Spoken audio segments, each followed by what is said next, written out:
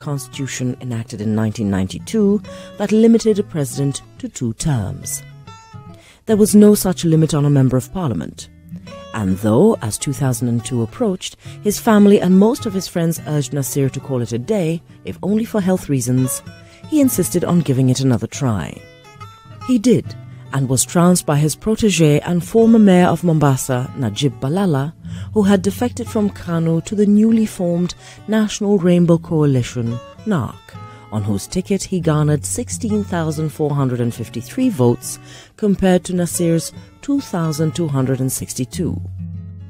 Nasir made his exit from Parliament after 28 years as an MP, the longest any person from the coast had served. Nasir died on November 27, 2005 at the Mombasa hospital following complications from advanced diabetes and high blood pressure. Among the thousands of mourners who attended his funeral at the Sarigoi Muslim Cemetery in Mombasa was KANU's new national chairman, Uhuru Kenyatta. He helped many people here locally, financially, in schooling, in paying for fees and whatnot. He did a lot to the people of Mombasa, to be very frank. He died penniless, because all his wealth and whatever he made, he gave it.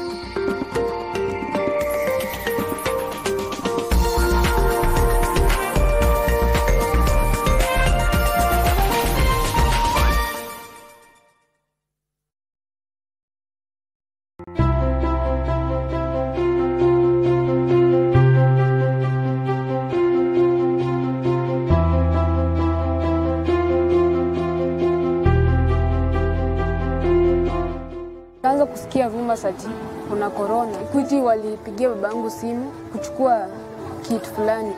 Akapewa hiyo torch, ready, sola na hiyo timetable. Kuna hope. Kumbe kuna watu wanatujali. Oh my, oh my, oh my day. Life is wonderful. Life is wonderful. Life is wonderful. Never understood. Life can be this good.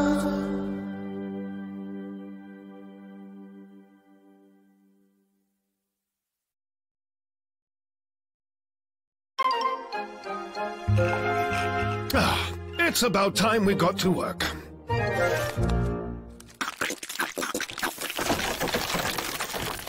There we go. Red Bull gives you wings. I have to admit, I didn't like Sukuma Wiki when I was growing up, but now I've created a way to make Sukuma Wiki tastier and meatier. I simply add 2 Royco beef cubes, and the end result is a rich, meaty flavor. And today, I have brought along my harshest food critics for a taste test. My kids.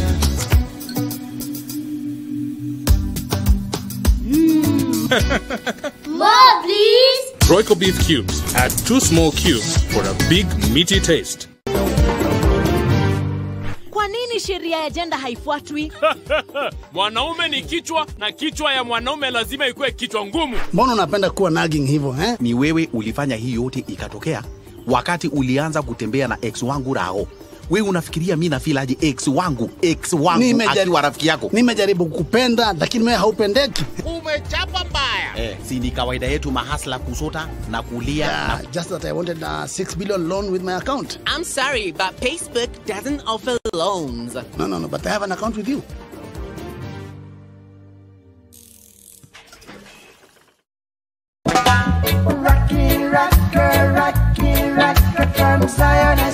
The baddest reggae showdown all over East and Central Africa. Jam Down KE comes to you straight. Ndani ya NTV kuanzia saa 4 mpaka saa 6. DJ alongside Miss Katiwa. We have a lined up show for you, and the guest, of course. This is yours truly, Marcia Griffiths. I will be live on NTV.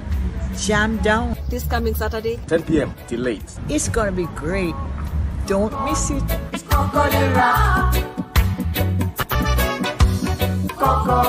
Usilipe kitu ndo upate loan. Stawi is a product by KCB, Cooperative, NCBA and DTB Banks and is regulated by the Central Bank of Kenya. Stawi ni moja tu.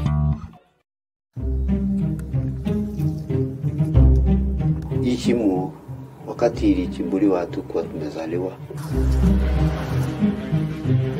I'm being told by locals that there is an underground river. Mimi nilijionea maajabu mingi sana pale. Niliingia kwanza nikafika mali nikainama. Kuna mambo mengi zimeshazungumziwa kuhusu Ishimo. Wenye kuchimba ndio walikuwa na jua kile alifanya naye. Look at the construction ability by the Italians. Those people were well trained. So I think we need to interrogate more. We need to really do a lot of research. So just walking and seeing and understanding possibly the story behind this tunnel.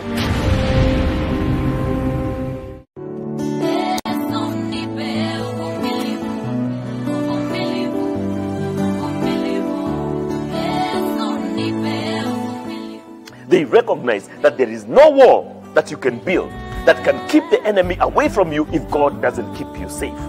And that's a big lesson for us.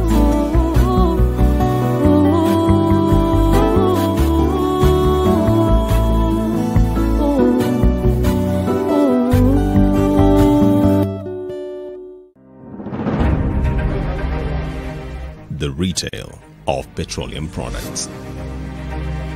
How has COVID-19 impacted the market? The inventory cycle for us is about 1.5 to 2 months. So when COVID struck, we were holding inventory, and therefore when the demand declined, we ended up with high-cost product. How is the evolving competitive landscape affecting businesses? We have very strong mainstream players. We have a number of the mid and low tier players who are really flexing their muscle. In the next edition of Business Redefined, we host the General Manager of Ola Kenya to discuss the retail of petroleum products.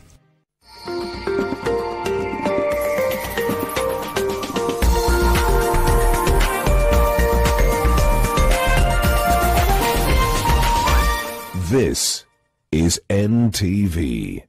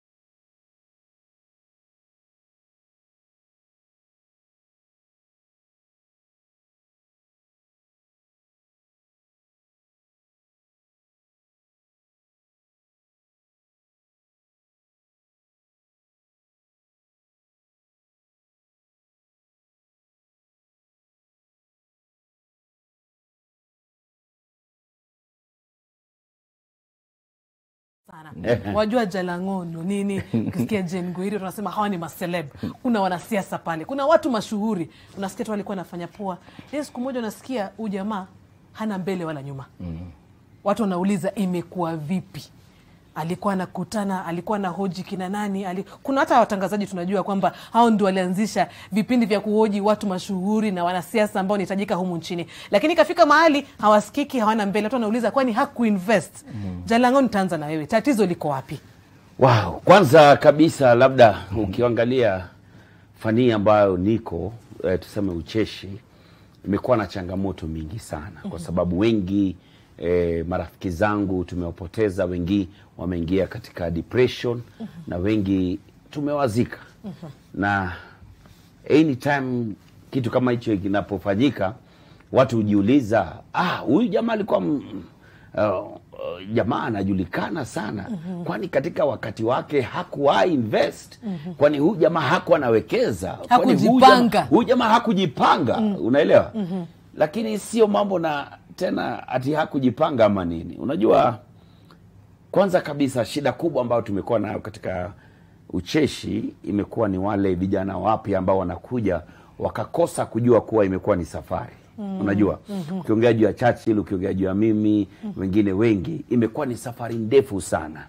Babu, mimi naweza kuambia ucheshi na usanii karibu nacheza miaka 15 na unajua, lakini shida ni moja, anapanda juu ya stage siku moja mbili, amechekesha watu wawili watatu, akidhani ile ni stage yake, kumbe ni stage ambayo yeye ameitwa. Yeye hajatengeneza ile platform. Hii ni platform ya mtu mwingine, ni platform ya Jalasa amemuita baada ya mimi kuita watu. Ni platform ya Churchill amewaita baada ya yeye amepanda ile platform na nakasahau ni akajisahau.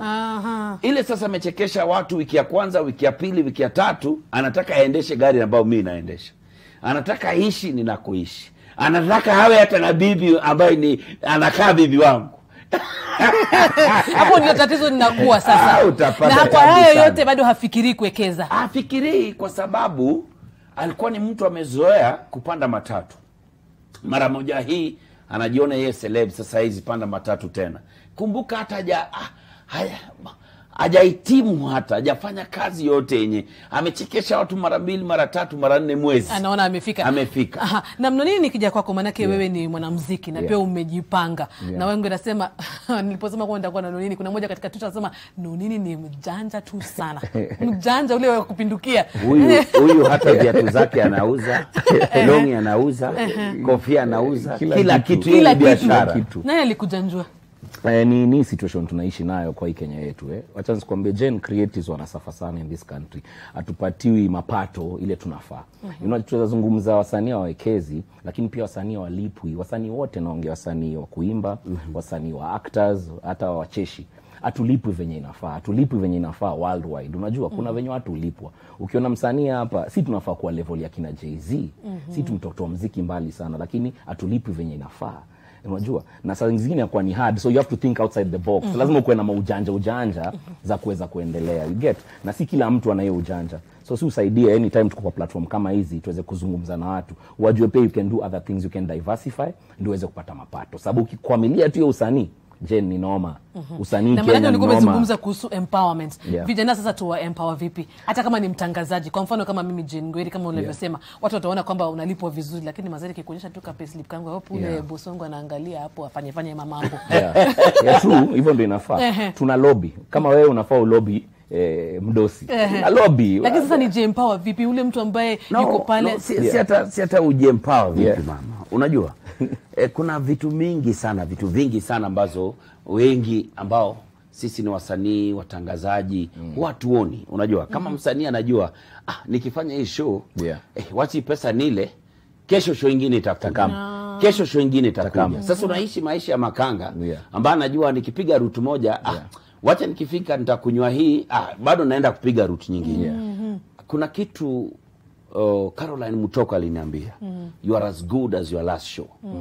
Yani show yako ya mwisho. Kama sisi hapa tunaambiwa you are as good as your last bulletin, you are as good as your last story. Yes. Unanipata? do your first story as your every day, your first story, your only story and the last story. Unajua? Kwa sababu hapa NTV si kwako Ngoiri. Si kwako. Kesho mdosi atasema basi Ngoiri tena sasa hatukuhitaji hapa. Utafanya nini? Nikiongezea kwa hiyo empowerment ni pia we should create structures kwenye industry zetu tofauti zinaweza zungumza na sisi welfare zetu kama wasanii na zinaweza zungumza pia na government. Mimi nikikaa hapa mimi msanii lakini nakaa hapa pia kama chairman of Creative Society of Kenya. Tulianzisha hii society ndio wasanii waweze kaa pamoja, tuweze kuzungumza shida zenyu ni gani, tuweze kulobby government. Amlipi vizuri, how can we make it that government ita enforce? Watu kuja kupiga show hapa kama wanatoka nje, mnalipwa the same. Kama kuna mtu analipwa 90 million, lipa hata Mkenya 10 million. Si mtu analipwa 90 million mtaka kulipa Mkenya 100,000, atajisustain aje? So tunaingia kwenye hizi association tuweze kuzungumza na government, tuweze kujitengeza si wenyewe. How do we invest together? Tuko under Creative Society, hiyo wekeza. Tuwekeze pesa kwa account, tununue manyumba, tununue land, tukwenda na rebuild inaitwaje, pesa iko inaingia yani na hiyo biashara zetu. So I sit as a chairman wa CSK. Na kama nitasema tu kama kwa mfano leo nilikuwa live katika IG kuanzia saa 8 hadi saa 9. Nilikuwa nazungumza na vijana wengi walikuwa pale, ni wanafunzi wa chuo kikuu, wengine ni wanafunzi wa shule ya upili, wengine wanafanya kazi, na wauliza umewekeza wewe? Mwanzo unajua kuwekeza ni nini? Wengi wananiambia mimi kusema tu kweli sijui kuwekeza ni nini. Nitawekeza wapi? Ni ukosefu wa elimu ama ni wapi tunakosea? Ama nani wa kulaumiwa? Nikeza zungumza kidogo. Ni kwa benki nyingi sana ama tunaweza sema institutions nyingi sana za uwekezaji hawajawahi pia kuwa na products nyingi sana za kuweza kumfanya youth pia aje anze kuwekeza pale.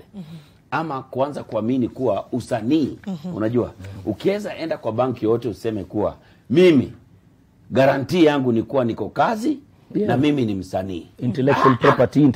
Hakuna mtu atakukubalia. Collateral. Watataka nini? Watataka payslip ya miezi mingapi? 3. Watakuuliza letter of employment. Ndio upate hata security. So wewe security sasa wewe ukuje pale ati security ni ko yangu na jamii uimba mimi uchekecha atakwambia wewe toka hapa na hizo mambo. Sababu tumejiandika kazi. Ndio. Hakuna mtu ametuandika kazi ati tutatoa payslip. Tumejiandika job. Sisi wenyewe. So inafaa ifike pale wakati hata ma institutions kama bank nini wanaanza kuona kuwa usanii, ucheshi, nyanja fulani ile ni pia ndio uwekezaji wetu. Unanipata? Kama saizi nini na mimi tuko katika YouTube, tumeingia ndani ya YouTube kabisa. Lakini hapo ndipo nitaka pia kukuuliza swali. Mmeingia katika YouTube. Na kama ulivyosema sio lazima tu wewe kama ukue mcheshi na wewe pia unafanya tu kazi ya kuimba. Ni wakati gani ambapo mnafika mnasema sasa acha mimi hapa naona kuna opportunity? Unajua hapo ndio pia kuna tatizo. Wengi wetu hatuoni hiyo opportunity. Wow. Kama wewe Jalango nani alikuzungumzia? Kama kwa mfano umesema Caroline Mtoko alikuambia kwamba hiyo ni kitambo sana. So wakati unapo grow kabisa, Jen, wewe ni mtangazaji wa news nikikujua. Hauko unafanya kipindi kama Gumzo, unajua. Lakini ulifungua na ukasema kuwa lazima kuwa I can do much more, unajua. Kuna nafasi pale kila Sato jioni, wacha niite akina Jalas tupige gumzo tukiwa tunaelimisha watu wengine. Kabisa. Mtu mwingine anakuja hapa kama anasoma news. Na yeye ndio hapo unatakwamilia hapo ni kama kupe. Kupe unajua anamkula ng'ombe na kumnyonya, ananyonya ng'ombe damu. Hapo tu ananyonya pale. Ng'ombe anachinjwa bado yeye ananyonya. Anagundua ng'ombe kama yuko bata limuru gozi datolewa dada jamani kumbe ng'ombe huyu alishakufa. Kumbe ng'ombe alikufa. Unajua? So wakati unapoingia pale kama NTV hapa, Nation hapa. Kila asubuhi simama pale nje, uangalie hii jumba imekuwa hapa kwa muda. Wengi wameingia wakatoka. Hebu jiulize, mimi nikiingia hapa hii nyumba inanisaidia ama naisaidia? Unajua? Pale unajiuliza kuwa imenisaidia kuingia hapa. But what more? What impact can I make? Nimechukuliwa kama news anchor.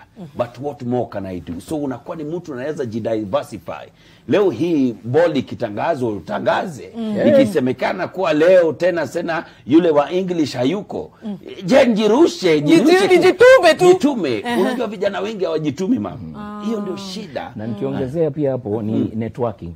jichanganye na watu kuinje. Mimi nilianza hizo ma YouTube kama Jalango kujichanganya na watu, unaona kitu mtu anafanya, unaona da watu hapa nje wanafanya vitu, inakufungua akili. Unaweza kuona hiyo opportunity. Ukikaa tu kwa nyumba ama kwa studio, you never see these opportunities. Network na watu wengi wanafanya vitu tofauti hapa nje. Ukiweza, it will open your eyes. Pia ni ngumu watu kuona hiyo opportunity, sometimes it's hard. But ukiona network na watu wanabonga na wewe. Kuja ukae na kina Jalas, kuja ukae na sisi. Hivyo ndio sisi tunajituma, tunakaa na watu wengi hapa nje. So inakufungua akili. Na ukitengeza sasa, Jalas ameongea juu ili jumba, right? Acha niongee Kiswahili sanifu.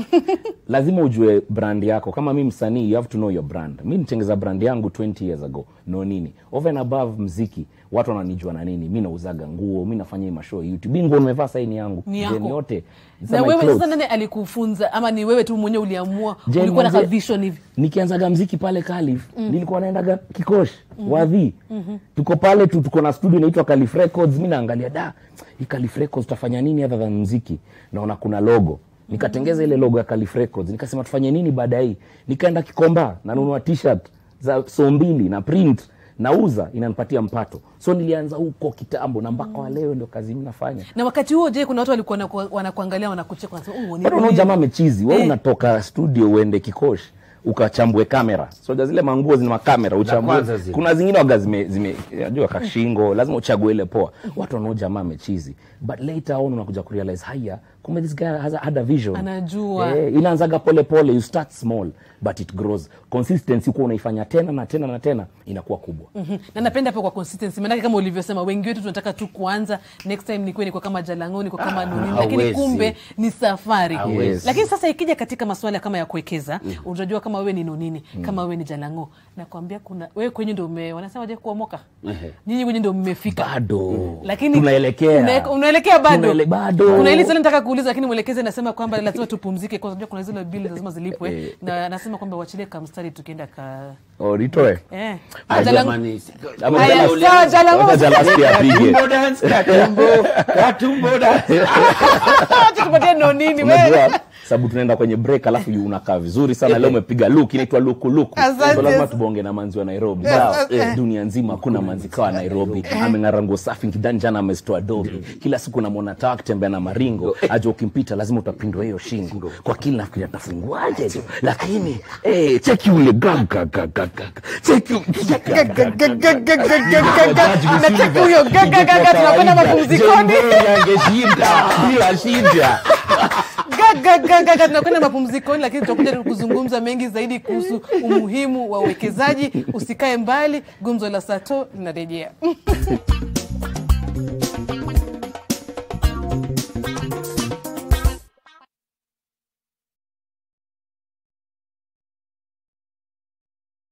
Assist Mita na Absa, the official banking partner of the EPL in Africa. Stand a chance to win 1 million Kenya shillings every month when you deposit into your Absa personal or business account. That's Absa. That's Africanacity. Get to Bonga 10 and enjoy 100 minutes Airtel to Airtel. Upgrade to Bonga Plus 20 to get 100 free minutes Airtel to Airtel plus 10 additional minutes to all networks. Dial *544#. Not just for a few, but for every one of you. Airtel, the honest network. For a better tomorrow, don't forget to do the 1, 2, 3 with Colgate every night.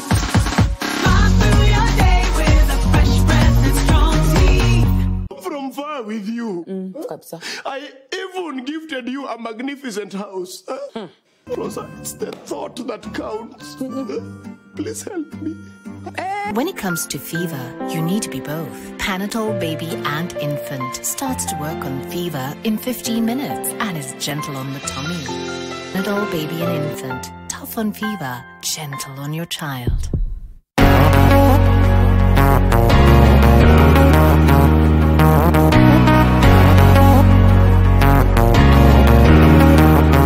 Kenya Medical Training College will hold its 88th graduation ceremony on December 3rd, 2020, virtually at KMTC Graduation Square, Nairobi from 10 a.m. Graduates must pay a graduation fee of 2,500 to National Bank. KMTC, training for better health. Kwa nini sheria ya jenda haifuatwi? Mwanaume ni kichwa na kichwa ya mwanaume lazima ikuwe kichwa ngumu. Mbona unapenda kuwa nagging hivyo eh? Ni wewe ulifanya hii yote ikatokea wakati ulianza kutembea na ex wangu Rao. Wewe unafikiria mimi na feel aje ex wangu akiwa rafiki yako? Nimejaribu kukupenda lakini wewe haupendeki. Umechapa mbaya. Si ni kawaida yetu mahasla kusota na kulia. Just that I wanted a 6 billion loan with my account. I'm sorry, but Facebook doesn't offer loans. No, but I have an account with you.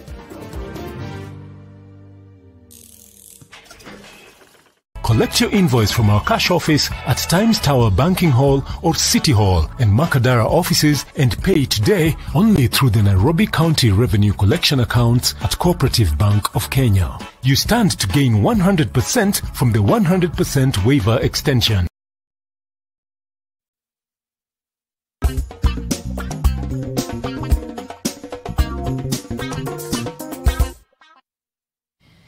Naam, karibu tena kwa Gumzo la Sato. Tukiendelea na mazungumzo yetu ni kuna nini pamoja na Jalango, tunazungumza kuhusu swala la uwekezaji, na kuna mwingine hapa katika Twitter, nafikiri nitamtafuta lakini nitampata. Kabla tujakwenda mapumzikoni, nataka kuwauliza swali. Wengi wanasema tunapozungumza mwanzo kuhusu uwekezaji, vijana wanapaswa kuwekeza wapi? Kwanza kabisa hata si mambo na tunafaa kuwekeza wapi. Ni tuwekeze nini? Lakini bado kuna kile kidogo unapata tu. Kuna ile kidogo wengi hawaelewi. Wasanii hapa Kenya wanateseka sana. Wengi ambao wanaitwa maselebu wanateseka sana kwa sababu hiyo kidogo ambayo ako nayo, labda ndio alipie nyumba, alipie wazazi wake, alipie madada zake, ndugu zake, mambo mengi kabisa. Maana katika kamati zote, komiti zote unawekwa pia. Kwa sababu wewe ndio labda kila mtu anakuangalia. Okay? So tuseme kwangu mimi mwenyewe nilijua mimi ni mchekeshaji. Ningeachilia tu hapo kwa uchekeshaji na nikose kujua kwa siku moja kuna vijana watakuja na kuchekesha kuliko. Unajua? Ningekuwa mambo yangu imeisha, hata haungekuwa na haja kuniita hapa je. Ungekuwa umemuita mtu mwingine. Isipokuwa sasa ile back in 2009, okay? Ndipo nilifungua kampuni yangu sasa, hiyo marketing agency yangu. Kwa sababu nilikuwa naitwa kwa MC. Sasa pale naona kuna mtu amekuja na microphone, kuna mtu ameleta tent na kuna mtu wa viti. Nikaanza na sound yangu ndogo. Ukiniita kwa MC na kwambia sifanyagi mambo ya MC bila sound. Bila sound ya mimi. So ukiwa utanichukua hapo kuna ujanja fulani na sound yangu. Sound yangu kwa sababu spendi microphone ya wengine, itu huwa inanisumbua. So tafadhali mimi nitakuja na sound yangu. Hapo ndio nikanunua sound yangu. Pole pole nikakuja nikaanza kusema hii tent mungechukua kwangu jamani. Hii tent mnachukuaga. So tent hapo nikachukua tent, nikafungua agency nzima. Baada ya pale nikajiuliza, sasa kwani mimi nitakuwa naenda kwa na matent na maviti? Nikachukua kamera 2, 3 pale, tukaanza kufanya ma TV adverts. Unanipata ma adverts za TV. So we are a complete agency na nimeandikisha watu wengine. So kuwekeza kitu kikubwa ya kwanza kabisa, hebu hakikisha kuwa uko na makazi yako, your own place. Asije mtu anakugongea nyumba kila mwisho wa mwezi. Hiyo toa hiyo stress kwanza. Iondoe. Hiyo toa hiyo stress. Kisha tafuta kitu kingine. Hata kama watu wanakujua wewe ni msanii, car wash pahali, kinyozi pahali, kitu tu ndogo ambao hata wakati jua limewaka katika fani yetu. Kama sasa wakati huu wa corona hii, unajua. Na kukumbusha tu watazamaji wetu kwamba unaweza kupiga simu, nambari za simu zitawekwa hapo kwenye runinga yako. So pale tafuta kitu kidogo tu ambao unajua kila siku siwezi kosa kulala na shilingi zangu ngapi? 500, 2000, 3000. Unanipata? Na wakati unapata hata kitu nzuri zaidi, wekeza hata kwa taxi. Kuna taxi za mtandao siku hizi. Utakuwa unalala mwisho wa mwezi unajua niko na 40 zangu ambazo niko nazo na hakika. Hivyo basi tujaribu.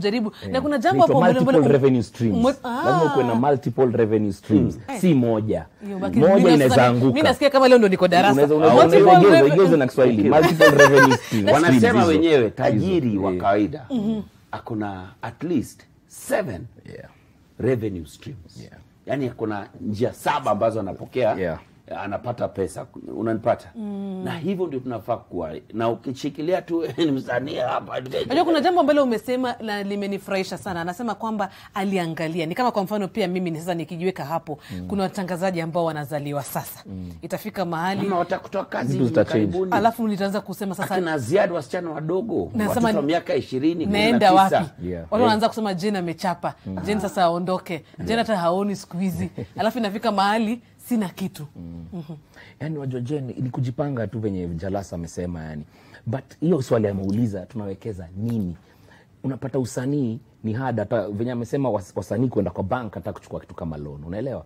Ni ngumu because lakini pia ukiuliza hapo unaenda kuuliza maana tukiangalia wasanii na kuna mmoja hapa anasema King Celeste anasema mnataka mulipwe hamuko serious. Anasema kuna mtu ambaye yuko busy anapula mkokoteni. You people are busy drinking and dancing. Ni tatizo lingine ambalo tunaishi living beyond our means.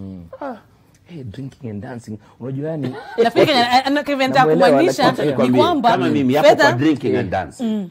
Mimi unless umenilipa kuja kwa club yako na nakuja kufanya kazi, hautawahi niona kwa club. Hautawahi niona kwa club. Sasa tuseme club inaitwa Gumzo Lounge. Alafu mimi huja hapo kila siku nalewa. Hakuna siku Gumzo Lounge watanipigia wakaniambia jamani tungeingia audio perform. Hapo ndo unasikia msanii anaambiwa sasa wewe kuja perform, tutakupatia kinywaji na chakula. Inakuwa dharau, unanipata? Hivyo basi lazima ujue pia thamani yako. Na hiyo kila mahali unaona amesema watu wana drinking and dancing iko kwa career zote. Kwa hivyo imaanishi ni huo ni mtu personal. Kana anapenda kunywa na kudance ni yeye, but wewe wasanii huwezi uisema categorize wasanii wote wanapenda kunywa na kudance. Engineer wanalewa, pilot wanalewa wakaendesha ndege. Nafikiri kile alikuwa kumaanisha ni kwamba unapata wale ambao ni celebrities wanaishi beyond their means. Hivyo basi kama ni nyumba mwenyewe unapata kama ni 100, 100,000. Badala ya kwenda kuishi nyumba ya 15,000 umeenda kuishi ya 80,000 kileleshwa. Hivyo basi hata wewe mwenyewe uweki pesa ya kuwekeza. Na ndio hapo ndio maana nakomea nikikaa hapa na kama chairman of Creative Society of Kenya, hizo ndio vitu tunafundisha wasanii wale ni members wetu. Tunaletea pia professionals wale wanaonyesha mtu hawezi amka aonyeshe tu venye kuwekeza. Lazima uwe advice, kuna money advisors. Unajua wanakuja na kuambia pesa yako venye unafaa kuinvest. Unajua si ati you don't have that smartness ati umepata pesa. Ushikilia hapo kuna Alan kutoka Migori nini alafu kisha tuzungumzie hiyo pesa nitainvest vipi. Hello Alan, kama unanipata? Yes, Jane nakupata. Na muuliza swali lako ama changia katika mada yetu. Ningependa kwanza kabisa kusema nimefurahi sana na kipindi. Asante. And I'm so impressed with Jalas na Nonini. Bless. Asante sana. Bless ndugu yangu. So ningependa kusema nimelearn something from Jalas about investment nimelearn something about investment kabisa na ningependa kuaja wa youth tusikwe tunapata pesa because this has been a problem unapata pesa alafu unapata expenses za mtu zinakuwa juu so tupate pesa na hiyo pesa kidogo ujipange nayo alafu usiweke pesa ati pesa naweka mshwari chukua hiyo pesa na hiyo pesa ikutengenezee pesa weke mahali kwingine naweka pesa kwa banka unaenda unapea mtu pesa na wewe pia naenda anafanya nayo biashara nyingine. Wewe pia unaweza fanya hata kama tuseme kama saa hizi unafanya mjengo unatoka saa 12. Mbona usiende ununue njugu pale gorogoro 2 hata gorogoro 1 then ikifika jioni uende hapo karibu na pub uende uize because ni kazi yenye unakaa tu na mtu anakuja anachukua. Na asante sana. Huyo ni Alan Migori. Asante Alan. Geoffrey kutoka Nyamira. Hello. Geoffrey? Hello.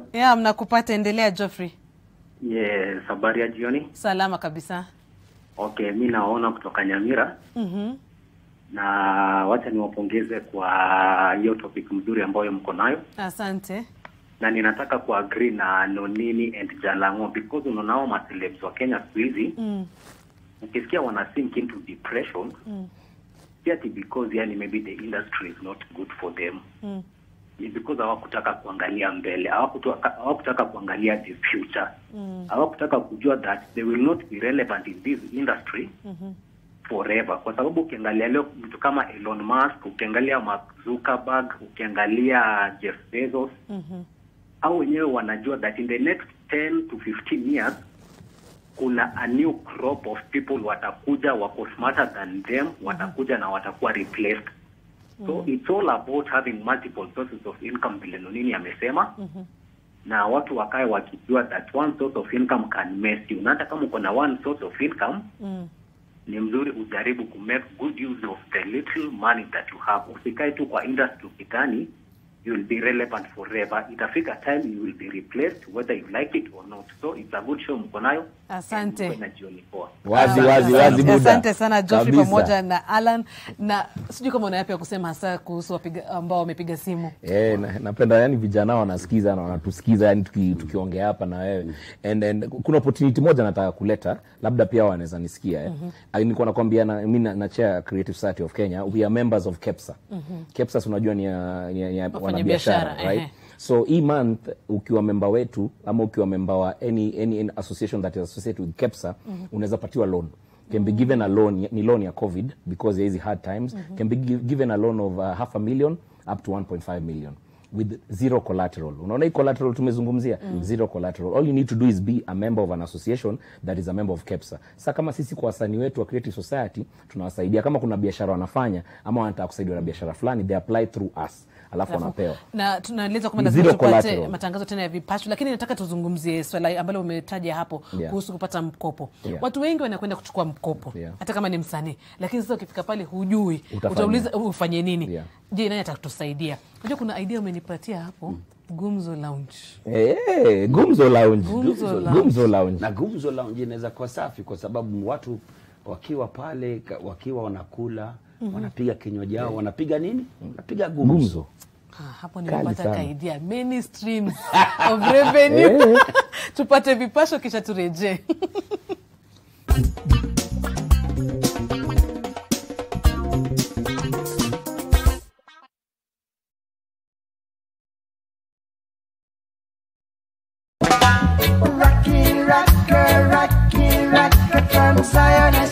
The baddest reggae showdown all over East and Central Africa. Jam Down KE comes to you straight. And the NTV kuanzia saa 4 mpaka saa 6. DJ alongside Miss Katiwa. We have a lined up show for you. And the guest, of course. This is yours truly, Marcia Griffiths. I will be live on NTV. Jam Down. This coming Saturday. 10 p.m. till late. It's going to be great. Don't miss it.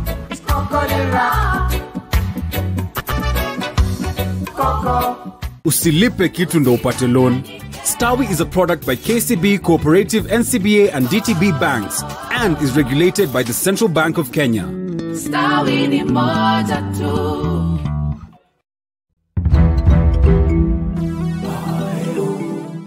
This week on Daring Abroad, special attention on Australia.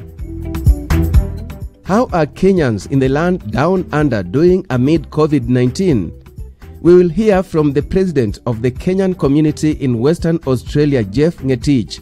Also on the show, Australia and Kenya have a lot in common. A one-on-one with the outgoing Australian High Commissioner, Alison Chatters.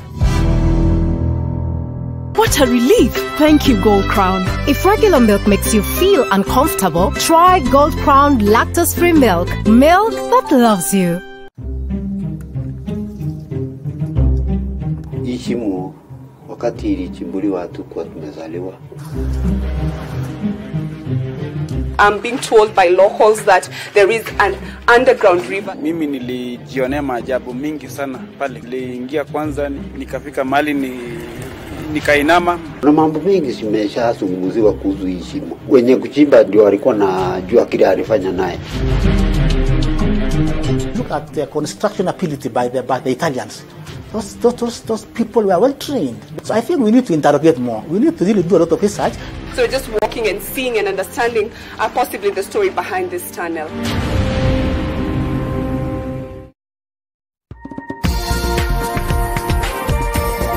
This is NTV.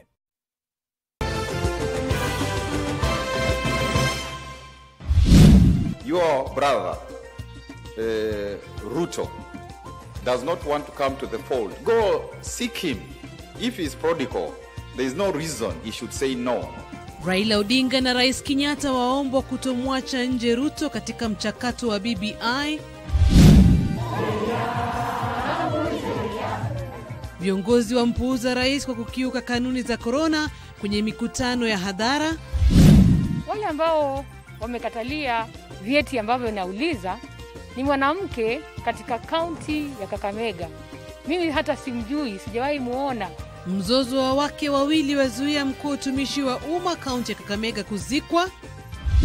Na Joe Biden akaribia ikulu ya White House huku Donald Trump akisimama kidete hata kiri kushindwa.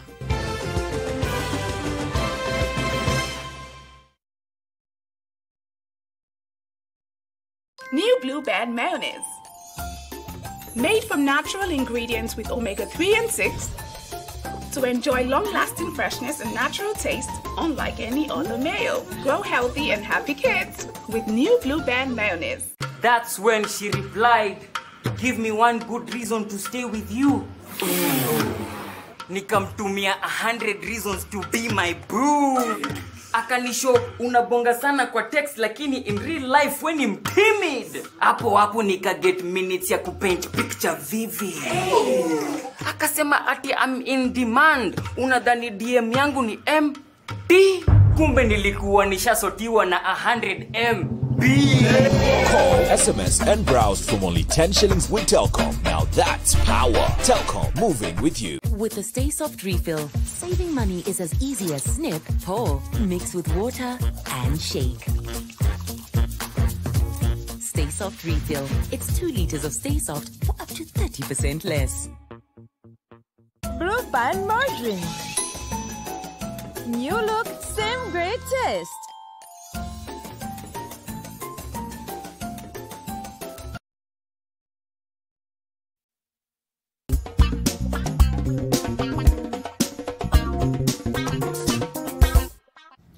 Naam, karibu tena kwenye gumzo la Sato. Yeye alikuwa anasema hapo unaweza pata mkopo. Asa umepata mkopo na Jalango pia unaweza changia. Sasa by the time hata uapply mkopo kwa society yetu, lazima ukuwe umepatia business plan. Ndio by the time upatiwe pesa, they have to know what you're doing. So kama hujui kile unafanya ni ngumu, utapata hiyo mkopo. By the time una apply mkopo, you definitely unajua nini unafanya because lazima uilipe back. So hawezi kupatia wakiona pia plan yako haiwezi, una understand? Lakini sasa pia Jalango kuna kama mliosema multiple revenue streams. Yeah. Pesa inaingia kutoka huko, kama ni viatu, kama ni nguo, kama ni wewe na Jalango TV. Alafu baada ya hapo umewekeza wapi? Ama mtu anawekeza wapi? Kama hata unapowekeza, lakini pia Wakenya pia support biashara ya msanii. Support tu. Unajua kama kofia yako moja pesa ngapi nini? 1800. Okay, tusiende hata mbali 1800. Tuseme ingekuwa ni t-shirt ya Jalango na nimesema ni 1000. Hata 1000. Pale mtandaoni mimi tuseme Instagram niko na followers kama 2 million. Tuseme wachana na 2 million wote. Tuseme tu watu 100,000. Wanaweza kuwa wanachukua t-shirt ngapi? Moja tu. Katika shilingi 1000. Unajua hiyo nitakuwa na 1 billion. Just moja. One fan. Mtu moja tu yake. 100,000 times 1,000 shillings. Hiyo unajua mimi nitakuwa tayari niko mafutani kabisa. Unajua? Sasa nitoe kidogo ya production ya t-shirt nini? Unajua? Pia tuanze kusupport jamani. Tuanze kusupport. Unajua? Unafika hapa Bongo tu. Ukiona unapata msanii kama Diamond akona karanga. Watu na kula karanga sana ya Diamond. Sabuni ya Diamond. Watu wanapata t-shirt za Harmonize. Wanazivaa. Unajua? Unapata mtu akona shishi akona pale anauza chakula. Watu wanajaa. Unajua? So pia jamani, mkisikia nini ana kofia, hoodie chochote nini, Jalango ametoa line yake ya underwear, chukua boxer zangu, chukua uvae. Unajua? Nimetoa saa. Unajua buy Kenya, build Kenya. But tumesema tukiwekeza tuwekeze wapi? Mimi nasema hivi, mimi personally si kama vile ule kuna Nilari amepiga simu kuwekeza kwa bank, hapana. Mimi pesa yangu ilalagi. Mimi nawekezaga pesa yangu kwa biashara. So ikiingia naweka kwa biashara, ikiingia naweka kwa biashara. Hizo multiple streams. Mimi siachagi pesa ilale. Pesa inazaa pesa. Unajua ukiwa billionaire, ukiwa kina rafiki yangu Chris Kirubi, pesa inaweza lala kwa bank. Unajua iko mingi, so utaweka. But ukiwa na hiyo tu tunahaso nayo, ekelea pesa kwa biashara. Kila ujaribu hata kama itafail na itafanya gani. Pesa zinalala kwa bank, moja itaingia. Na naeleza kwamba tuko na Profesa Hamo pia kwenye simu ametazama na anasema amebambika. Hano yuko hapa. Yuko kwa simu, unataka kuzungumza naye? Hano wewe. Halo. Nasikia sauti ya jalasa hapo. Kwani uko kwa shima au uko wapi Profesa Hamo? Unanisikia? Tuko hapa. Mambo vipi? Tuko fit kabisa. Profesa Hamo. Tuelezee kuhusu mada yetu ya uwekezaji, maselebu. Unaweza ambia nini vijana ambao wako pale nje? Na hata si lazima ikuwe ni msanii. Hata kijana ambaye anafanya kazi mahali popote pale. Unajua pia kuna tabia nyingine tuko nayo kama sisi ambao tunapata mshahara baada ya kila mwezi. Unajua tu kale kama mshahara kataingia. Ikikatika ghafla hivi, hujui ufanyaje? Utaambia vipi? Unajua hata kwanza ningia tuko na shida moja kama maselebu. Tunajiambiaga kuna pesa nyingine mimi siwezi kuchoma soko. Nimeitiwa 50 bob, 50k ma. Sema mimi ai, na pesa tani. Sasa nilijifunza na mteja lake. Ana kufanya kila kitu. Hakuna ni alikuwa anaweka. Unajua kuna gari ngapi? Tunataka kale gari ka wanaume shikeni hapo tusukume. 50k. Hiyo ni unadharau. Unashika hiyo kidogo unashika unaweka mahali unaanza kujenga. Unajua? Mimi najiuliza kitu anakuwa na shida moja. We wait for ile ng'ombe mzima ikuje. Hiyo pesa yote. Kila mtu anakuwa na dreams zake za kujenga ruda lakini ujue lazima uone vita. Na ujijenge nayo kidogo, kidogo. Hiyo kujijenga ndio kitu kubwa sana tumepoteza kama vijana. Jana nilikuwa naona msanii akiteta kwa mtandao akisema nataka watu wamchangie. Ni leo nimeona kwa roga. Kuna mtu aliniuliza kwa nini wasanii amkwagi baada ya kukua wanoma ile imekuwa kubwa. Mbona mfuko haifanani na hiyo jina? Haina heshima. Mtu anakuita kiongozi lakini mfuko inashinda kiongozi yake. Hata mtu hata niliona Kenyatta kwa mfuko yake nili. Na sasa Profesa Habo, kama unavyosema umeona leo msanii mmoja akisema anataka kuchangia. Wewe kibinafsi umejipanga kivipi? Nani alikushanua? Kitu ya kwanza, kitu ile nilisaidia ni kuwa grounded. Kuwa grounded. Mimi ninaenda kulala. Nimepigiwa duru hapo Nairobi. Na nimekuwa rafiki ya governor. Na bidanganya mimi ni governor. Governor amekuwa hapo for the last 47 years. Hizo nimejulikana na trick. Ndio kitu ya kwanza nilisaidia ni kuwa grounded. Every weekend. Tunali mambo kitamba. Afanya kitu. Anatoka leo. Tena hapa ananunua kajumba pale. Yeye pale. No. Lakini kingine kitu kwa pili unakutana na huyo gavana. Sasa wewe madeni kutesa Kilimani tunatesa baya. Kupia. Utagundua yuko pamoja. Kile gata vikatenda. Asante sana Profesa Hamo. Acha nikukatize hapo lakini kuna jambo muhimu amesema kukuwa governor, kukuwa grounded. Usijifanyishe kama yeye anasema kwamba unapata nafasi ya kumhoji governor unafikiri wewe ndio governor mwenyewe na unajisahau. Ni makosa gani ambayo tunafanya? Na turekebishe wapi? Naweza kukumbuka alipofariki rais mstaafu akawa Lee Kinyanjui anaojiwa akasema kuwa unajua unaweza kuwa katika ile imaya na katika ile ufalme wa rais ukadhani kuwa wewe ni rais. Unajua so dakika hii mimi Jalas naweza mpigia rais, naweza mpigia deputy, naweza mpigia Raila, naweza mpigia governor nini, ikaniingia kwa kichwa kuwa mimi ni mmoja wao. Ndio kusema hapana. Kumbuka kabisa what made you start, ulianza kwa nini? Okay? Ya pili, kwa nini unaifanya? Unajua? Na ni kwa nini lazima uifanye? Those three things.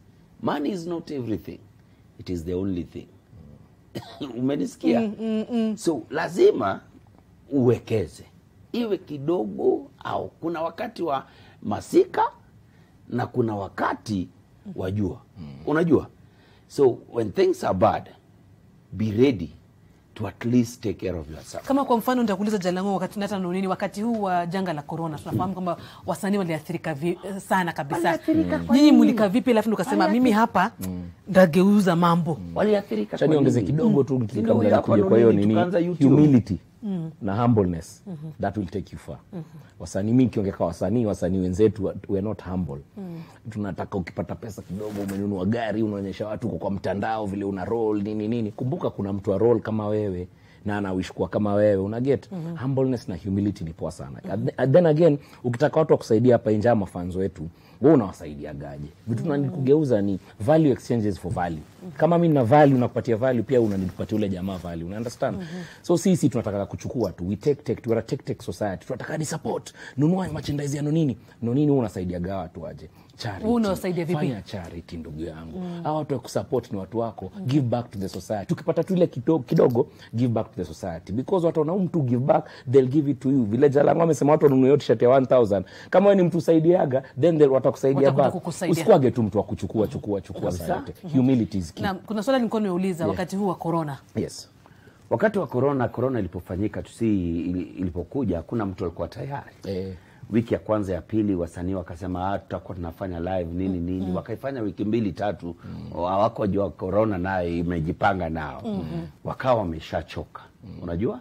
So wengi ambao hawakuona mbele na kusema kuwa online is the next big thing.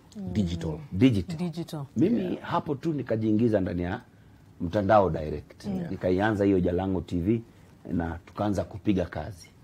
Mimi corona hata sisikii. Siezi. Hata ujui ni nini? Hata unaiona tu kwenye mtandao. Jamani, na mimi mmoja wa wasanii, niliona wasanii wakipiga live, naona wasanii wanapiga live ilikuwa poa. Nilipiga pia mimi mmoja na Msioka producer wangu. Lakini nikajiuliza ukishapiga live kuisha, what next? Hivyo basi lazima mtu pia ajiulize nini baada ya hapo. What next? Then mimi nikaanzisha pia show yangu kwa mtandao kama ya Jalango, na inaifanya daily, naifanya kila wiki iko na inanilipa. Lakini pia lazima uwekeze kazi. You have to be ready to work. You have to. Kama mimi show yangu lazima nihakikishe kuwa kwa wiki nina show ngapi? 3 ama 4. Unajua? Hiyo ni kuhakikisha kwa nimepiga Ngoiri mama uko wapi jamani? Hii Saturday jamani nakutaka jamani, usikose. Kufuatilia. Kuna watu hata napiga simu 1-3 kesha wacheni kitu hata. Unajua? Consistency. Kuna kazi. You have to put in work. Lazima ujisukume. Lazima ujitume. Ujitume kabisa. Na maana naelezo muda unayoyoma, muda umeenda haraka sana. Ndio mazungumzo inakuwa tamu na kwenda haraka. Tukimalizia tu kwa yule mtazamaji anatuona pale nyumbani, na hata kama si msanii, utamshauri vipi kuhusu uwekezaji na kujipanga na kuona huko mbele? Unajua mmeniacha na fikra, yani inafikiria sasa baada ya NTV Juni kutakaje? Leo nikimshahara kuikatika kutaendaje? Mimi huwa sina njia ya kumshauri mtu kuwa utajiri. Mimi niko tuna njia ya kukushauri njia ya kuwa maskini. We lala tu, lala. Kama wewe ni mtu wa kulala, we lala. Alafu kisha lala, usiame kwenyu kwa mama yako. Hauna haja kuama kwenyu. Mchekeshaji. Manake unapata chakula cha bure pale. Sasa wewe lala tu. Kisha mwambie mzazi wako akununulie hii mattress ya blue. Ije na duvet. Duvet na kununulie 2 na mto pia kuiwekelea kwa kichwa. So weka duvet moja, weka nini, we lala. Lala. It's either you sleep and enjoy your dream or wake up and chase your dream. Asanteni sana. Mimi yangu tu ni rahisi, sina mambo mingi. Kile sema tu lazima uwe aware na uweze kufungua akili yako. Kuna kitu waitaga third eye.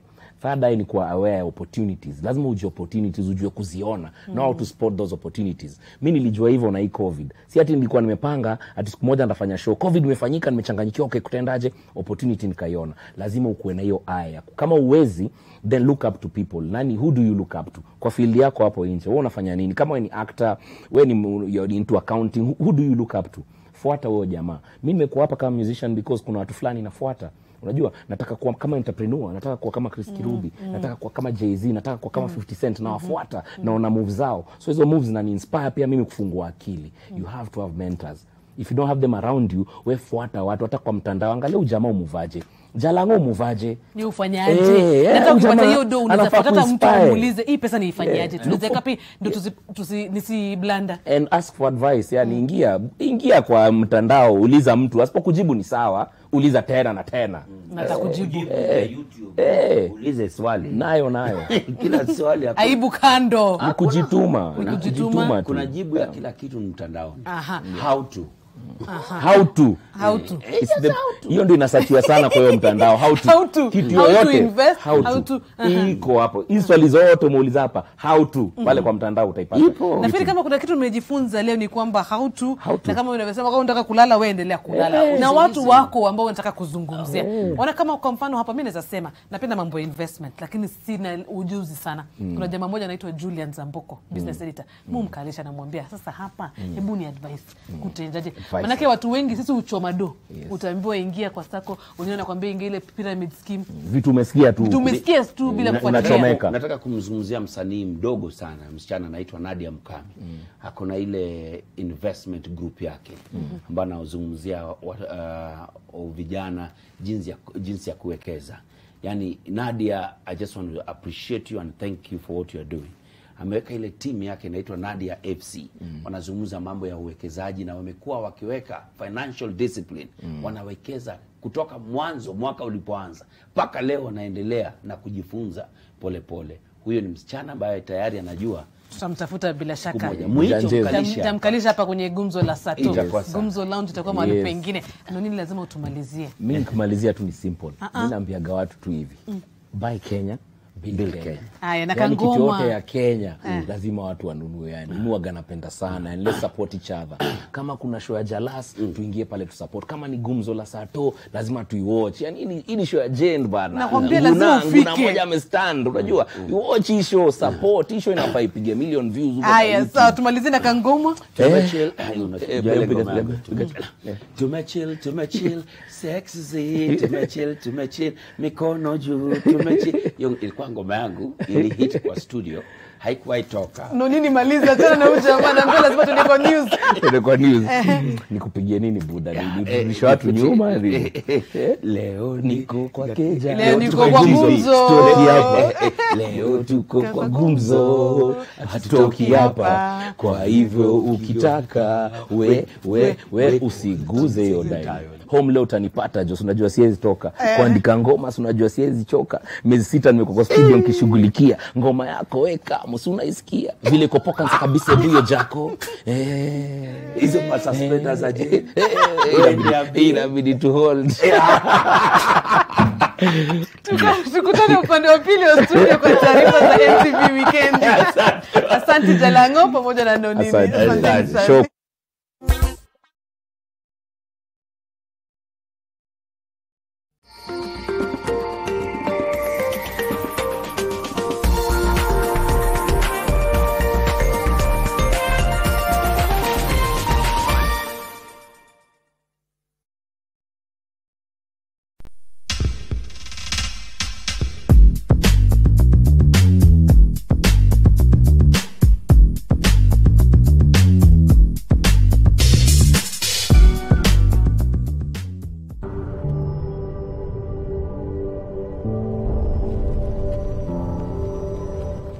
Sensitivity pain fast with Sensodyne Rapid Action for clinically proven relief in 60 seconds.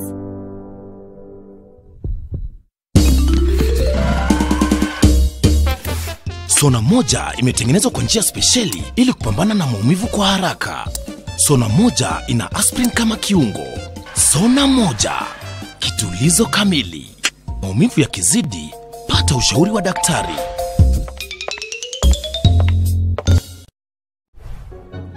The Samsung BlueTech sale is backed by popular demand. Up to 20% off on selected mobile devices along with additional 50% screen replacement offer on the Galaxy S20 series. Enjoy up to 30% off on selected TVs, refrigerators, washing machines and other home appliances. Don't miss out on these unbeatable deals. Visit your nearest participating Samsung dealer store to enjoy this and many more offers. New Blue Band peanut butter. Made with 100% pure peanuts. and a good source of omega-6. Grow healthy and happy kids with new Blue Band peanut butter. Do you own land or property in Nairobi?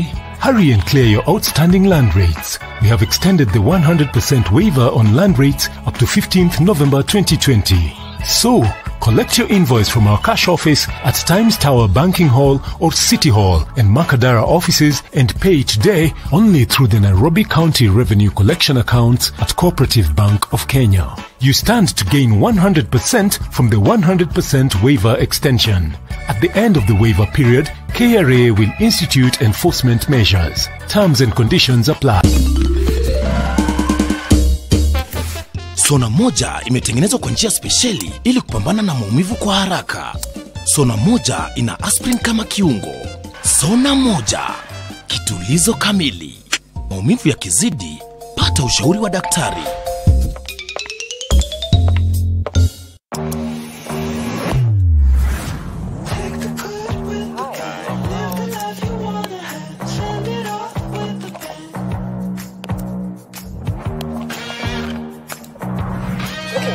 Good.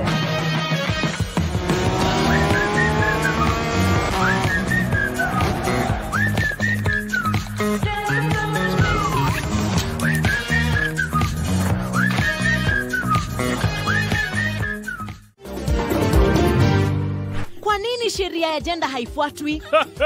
Mwanaume ni kichwa na kichwa ya mwanaume lazima ikuwe kichwa ngumu. Mbona unapenda kuwa nagging hivyo eh? Ni wewe ulifanya hii yote ikatokea wakati ulianza kutembea na ex wangu Rao.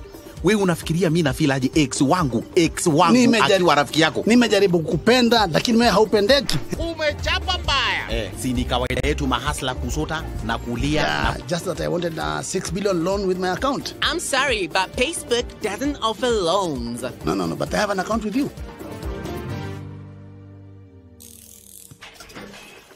Collect your invoice from our cash office at Times Tower Banking Hall or City Hall and Makadara offices and pay each day only through the Nairobi County Revenue Collection accounts at Cooperative Bank of Kenya. You stand to gain 100% from the 100% waiver extension.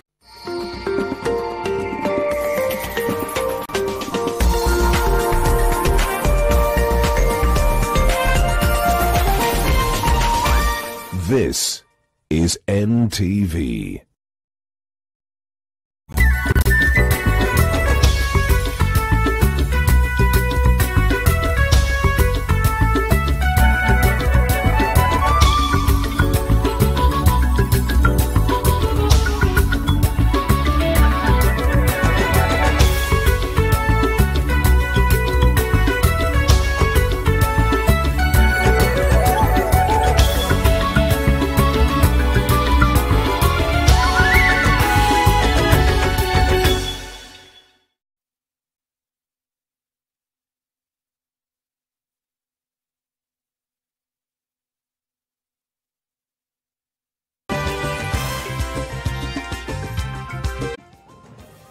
Na mtazamaji, ni chini ya wiki moja tangu Rais Uhuru Kenyatta tangaze marufuku ya mihadhara kisiasa mbali na masharti mapya ya kuandaa mikutano ya umma, lakini watu wake wamemwangusha. Ni moja taarifa kuu za leo katika NTV jioni, lakini kwanza tukupashe muktasari wetu. Your brother Ruto does not want to come to the fold. Go seek him. If he is prodigal, there is no reason he should say no. Raila Odinga na Rais Kenyatta waombwa kutomwacha nje Ruto katika mchakato wa BBI. Viongozi wampuuza rais kwa kukiuka kanuni za corona kwenye mikutano ya hadhara. Wale ambao wamekatalia vyeti ambavyo nauliza ni mwanamke katika kaunti ya Kakamega. Mimi hata simjui, sijawahi muona.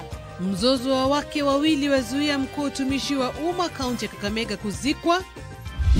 Na Joe Biden akaribia ikulu ya White House huku Donald Trump akisimama kidete hata kiri kushindwa.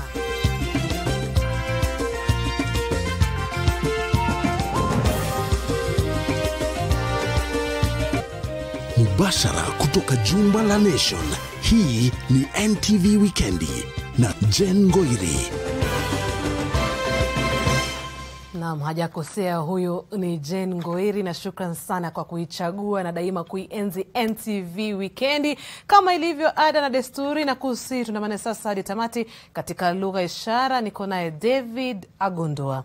Mzozo wa kifamilia umesababisha kuahirishwa kwa mazishi ya Robert Sumbi aliyekuwa mkuu wa wafanyikazi katika kaunti ya Kakamega na mwandani wa gavana Wycliffe Oparanya. Na katika kaunti ya Kiambu, familia moja imelazimika kuahirisha mazishi ya jamaa wao kwa muda wa wiki mbili baada ya mwanamke anayedai kuwa mke wa pili kukatiza mazishi hadi atakapogawiwa mali ya marehemu. Basi mwenzangu Nuru Abdulaziz anatuanzishia taarifa zetu za NTV Wikendi.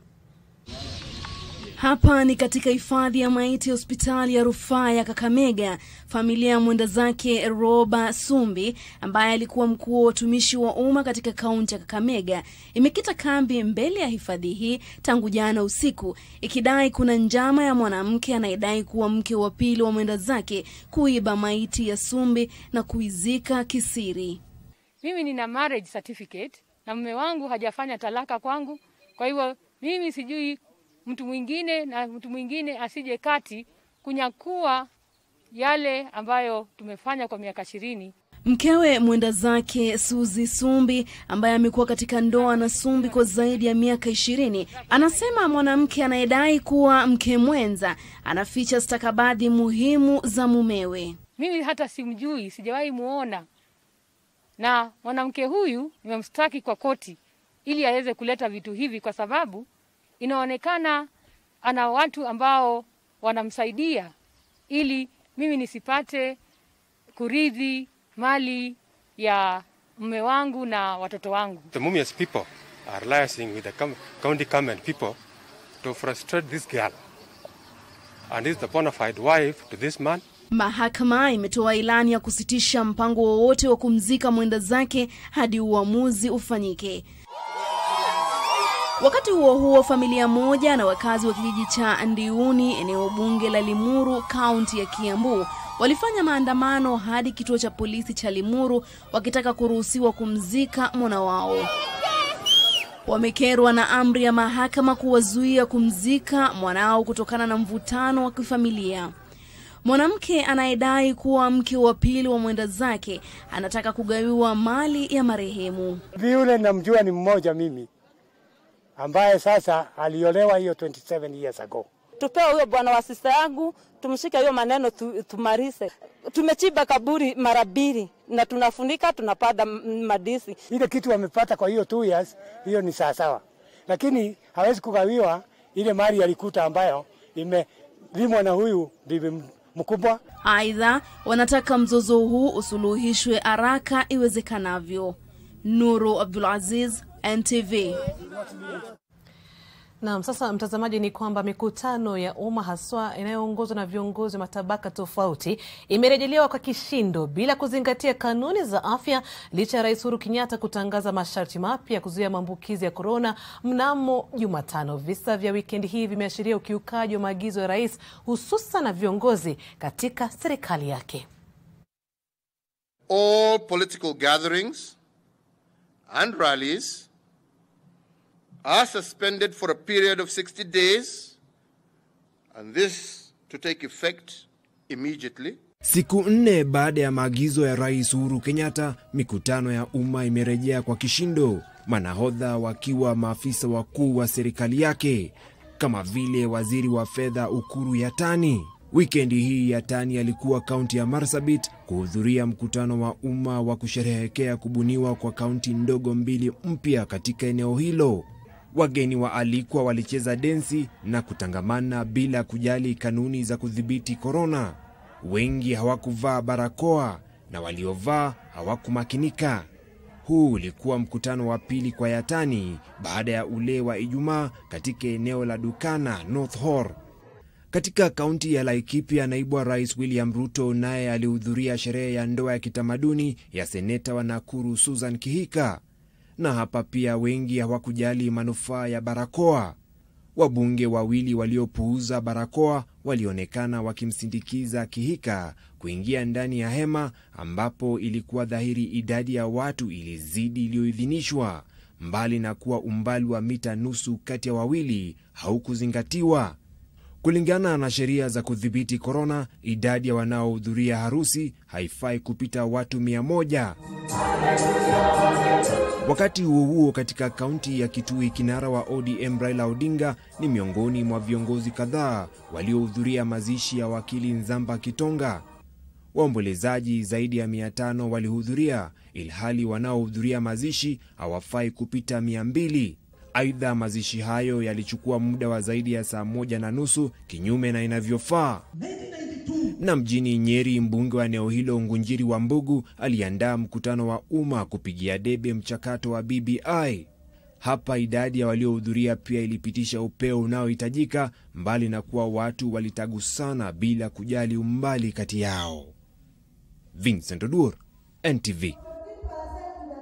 Na sasa taarifa yake Vincent Odori inatufikisha katika sehemu ya swali la leo. Tunakuuliza, je, una ujumbe upi kwa wanasiasa wanaoendelea kukiuka maagizo ya kukabili korona? Je, una ujumbe upi kwa wanasiasa wanaoendelea kukiuka maagizo ya kukabili korona? Sema nasi kupitia mitandao yetu ya kijamii, Facebook, Twitter @Ngoiri official @NTV Wikendi. Sasa tuelekee pwani ambapo mwanamke mmoja huko Mombasa anadai maisha yake yamo hatarini kufuatia mzozo wa ardhi. Shamsa Abdurrahman anasema kwamba kumekuwa na watu ambao wameshirikiana na mpwa wake ili kunyakua ardhi aliyoachiwa na babake, na sasa wanatishia kukabiliana naye iwapo wataendelea na kesi hiyo mahakamani. Wakili wake Abdirazak Mohamed anadai watu hao walitumia udanganyifu kutengeneza hati miliki ghushi ya shamba hilo. Sasa mwanamke huyo anawaomba maafisa wa polisi kumhakikishia usalama wake na hata kumsaidia kupata haki. They said, we have already written that you no longer are surviving, and it will cost only 10,000 shillings for a motorbike guy to finish you off, unless you cancel this case and you allow us to go ahead with what we want. You can see impunity in the highest order term, and using of, basically undue influence over an innocent citizen. Na kutoka taarifa hiyo ya Mombasa tunakwenda mapumzikoni, lakini kumbuka tulikuwa tumekuuliza, je, una ujumbe gani ama upi kwa wanasiasa wanaendelea kukiuka maagizo kukabili corona? Sema nasi kupitia mitandao yetu ya kijamii, Facebook, Twitter @Ngoiri official @NTV Wikendi, na kusihi usikae mbali.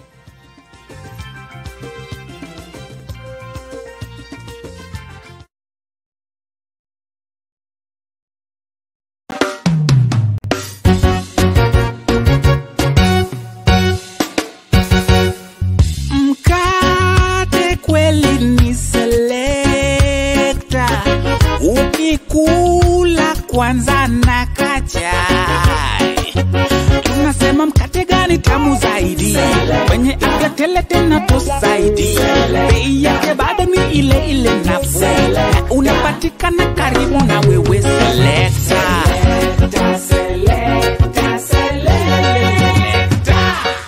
mkate ni Selecta. Answers here.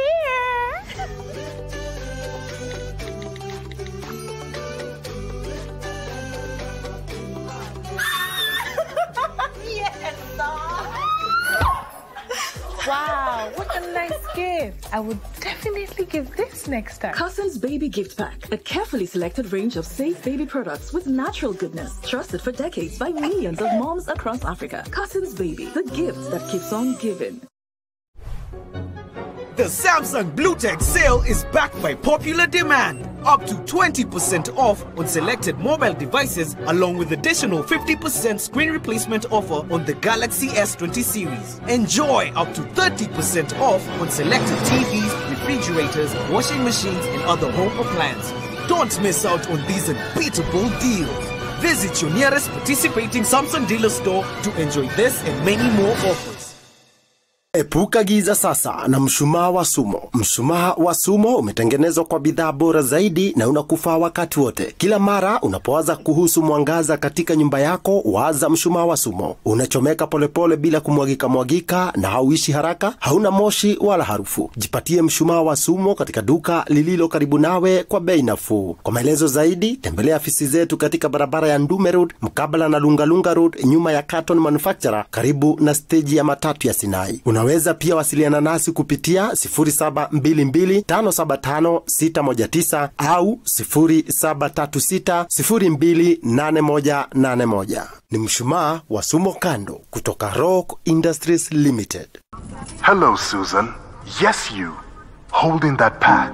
I know you've been avoiding me because in the past I've made you uncomfortable. Maybe even caused you pain. But I want you to know that I have changed. For you. Hey, what is this? You can love me again if you're willing to give me another chance. Meet me at aisle 4.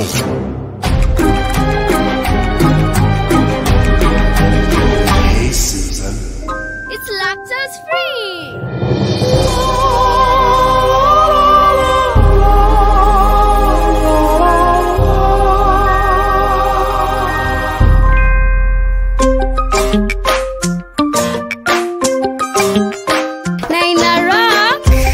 know you love milk, and now there is milk that loves you. With Gold Crown lactose-free milk, you can enjoy the richness of natural cow's milk without any of the digestion discomfort. Gold Crown lactose-free milk that loves you.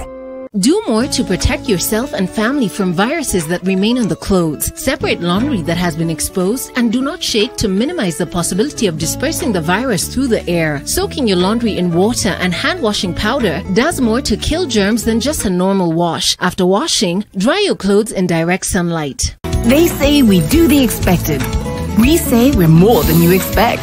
Sunlight, more than you expect.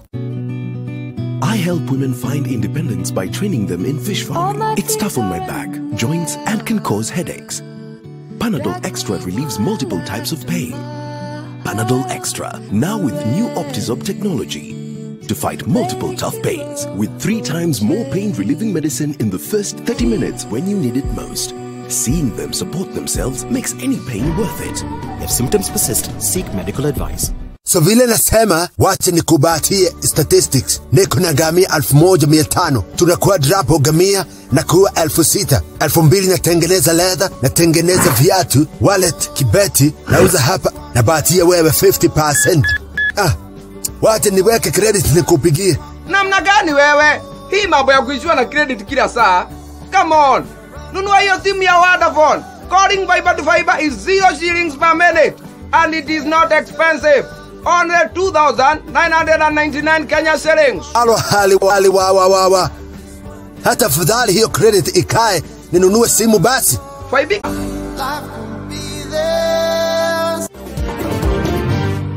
Kwa nini sheria ya jenda haifuatwi? Mwanaume ni kichwa na kichwa ya mwanaume lazima ikuwe kichwa ngumu. Mbona unapenda kuwa nagging hivyo eh? Ni wewe ulifanya hii yote ikatokea wakati ulianza kutembea na ex wangu Rao. Wewe unafikiria mimi nafilaje ex wangu akiwa rafiki yako? Nimejaribu kukupenda lakini wewe haupendeki. Umechapa mbaya. Si ni kawaida yetu mahasla kusota na kulia. Yeah, just that I wanted a 6 billion loan with my account. I'm sorry, but Facebook doesn't offer loans. No, but I have an account with you.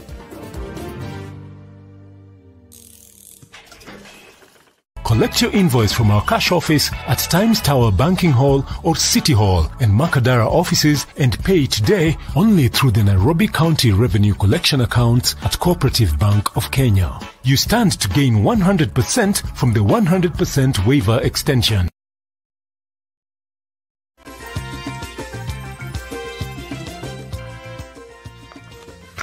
Asante sana kwa kuendelea kuwa nami katika NTV Wikendi. Sasa mtazamaji, ni mwaka mmoja sasa tangu serikali ianze shughuli za kuhifadhi msitu wa Mau kwa kuhamisha waliokuwa wakiishi msituni kisha kupanda miti. Kufikia leo, takriban miche milioni 1.4 imepandwa, huku waliohamishwa wakisitiza kuwa wanazo hati miliki za mashamba ndani ya Mau. Zainab Wandati anatuarifu zaidi.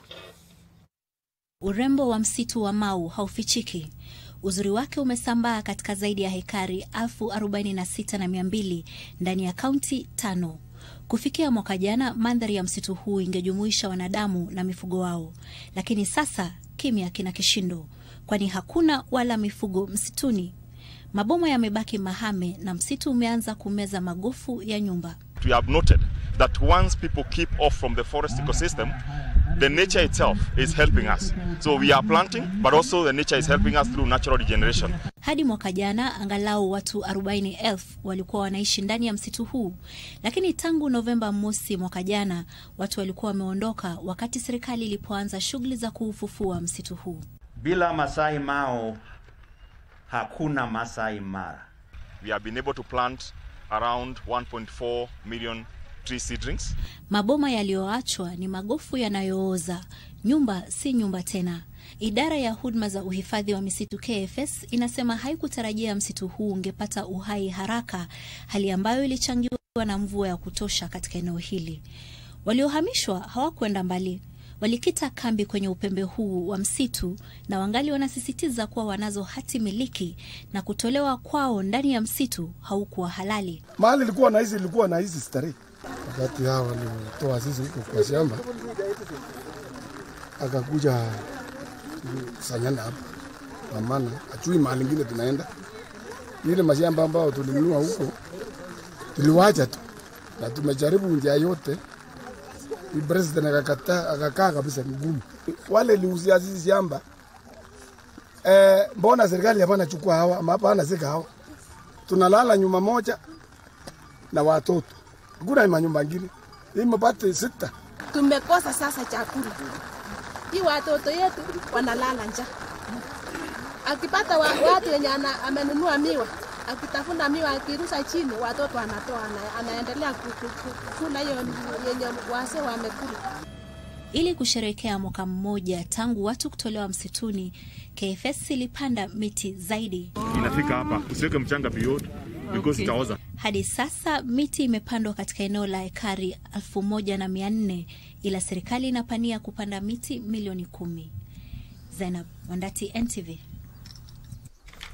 Kwingineko, Rais Uhuru Kenyatta na kinara wa ODM Raila Odinga wameombwa kutokubali mchakato wa BBI kuleta mgawanyiko katika taifa. Gavana Makueni Kivutha Kibwana anawasihi wawili hao kumkaribisha naibu wa Rais William Ruto na wadau wengine wasioridhishwa na BBI kwa sasa ili kurejesha umoja wa taifa. Hayo yaliibuka leo katika ibada ya mazishi ya mwenda zake mwenyekiti wa kamati ya wataalam wa katiba ya mwaka 2020 Nzamba Kitonga. Seth Olale alihudhuria ibada hiyo huko Mutitu, kaunti ya Kitui, na hii hapa taarifa yake.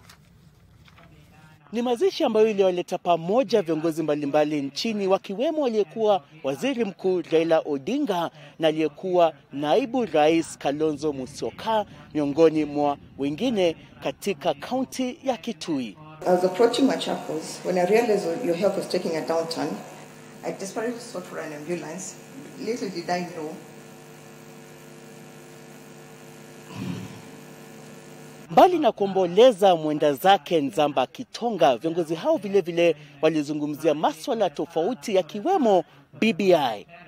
And even if, and I don't carry grief for him, even if your brother Ruto does not want to come to the fold, go seek him. If he's prodigal, go seek him and tell him that Kenyans want a constitution which is negotiated, which will help all of us. There is no reason he should say no to that. And if he says no to that, all of us Kenyans, we will say that's not a good thing for him to do. Ikiwa kama mabwana na bibi hawezi kuishi pamoja, kitu gani? Waislamu husema tuone kwa furaha, tuachane kwa furaha. Ikiwa kama ni talaka mara 3, sio? Let us not grow weary. Neither should we slumber in making sure that this nation grows together as one united nation. Haya, taarifa hiyo inakamilisha awamu ya pili ya NTV Wikendi. Naeleza kwamba Joshua Makori amejaja studioni, hivyo basi kuhusu iliyojiri viwanjani ni baada ya muda usiokuwa mrefu.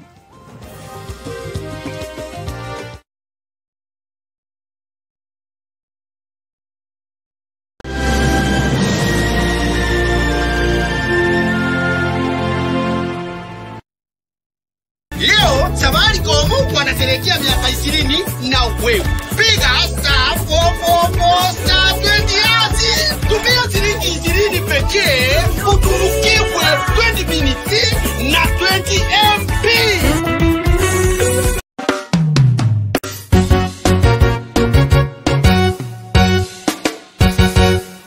Mkate kweli ni select. kwanza na kachai. Tunasema mkate gani tamu zaidi, wenye afya tele tena tusaidi. Bei yake bado ni ile ile nafuu, na unapatikana karibu na wewe. Selecta.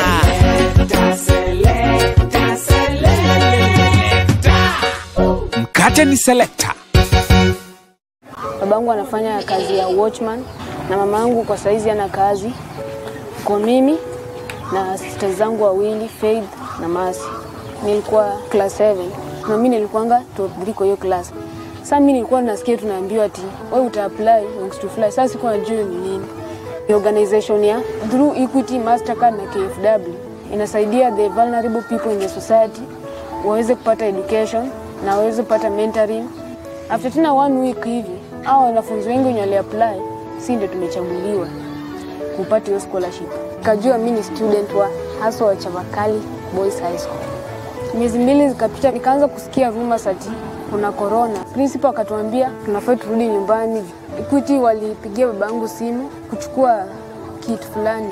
Akapewa hiyo torch, solar, radio na hiyo timetable. Tulisikia vizuri sana juu vingine hata kusaidia masita zangu wote. Juu pia kulikuwa na lessons za klasi yao hapo. Wakatuelezea watakuwa natuma stipend kununua chakula, sanitizers. Juu hatukuwa na kitu completely. Kwa na hope, kumbe kuna watu wanatujali. Hata kama tuko nyumbani, sasa tunasoma basi.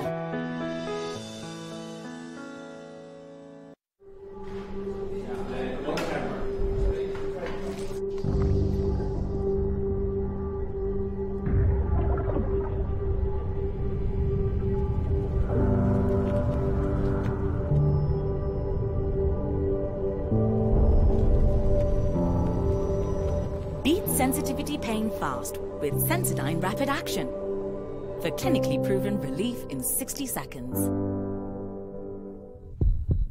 To help fight the spread of coronavirus, learn Lifebuoy's hand washing habits. Wash hands with soap or use an alcohol-based hand sanitizer. Together, let's help fight the spread of coronavirus in Kenya. The Samsung BlueTech sale is backed by popular demand. Up to 20% off on selected mobile devices, along with additional 50% screen replacement offer on the Galaxy S20 series. Enjoy up to 30% off on selected TVs, refrigerators, washing machines, and other home appliances. Don't miss out on these unbeatable deals. Visit your nearest participating Samsung dealer store to enjoy this and many more offers. When the world changed, it made us go back to the simple joys and love the little things even more. Like serving up your best, eating together, and sharing more. Now, we'll take nothing for granted and always remember to taste the simple joys.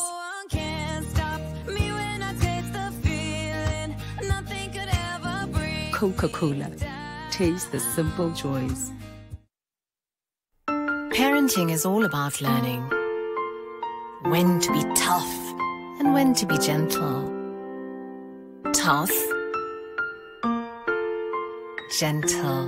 But when it comes to fever, you need to be both. Panadol Baby and Infant starts to work on fever in 15 minutes and is gentle on the tummy. Tough call. Panadol Baby and Infant. Tough on fever, gentle on your child. Superior stain removal na mwosho moja just got more affordable na 10 bob too.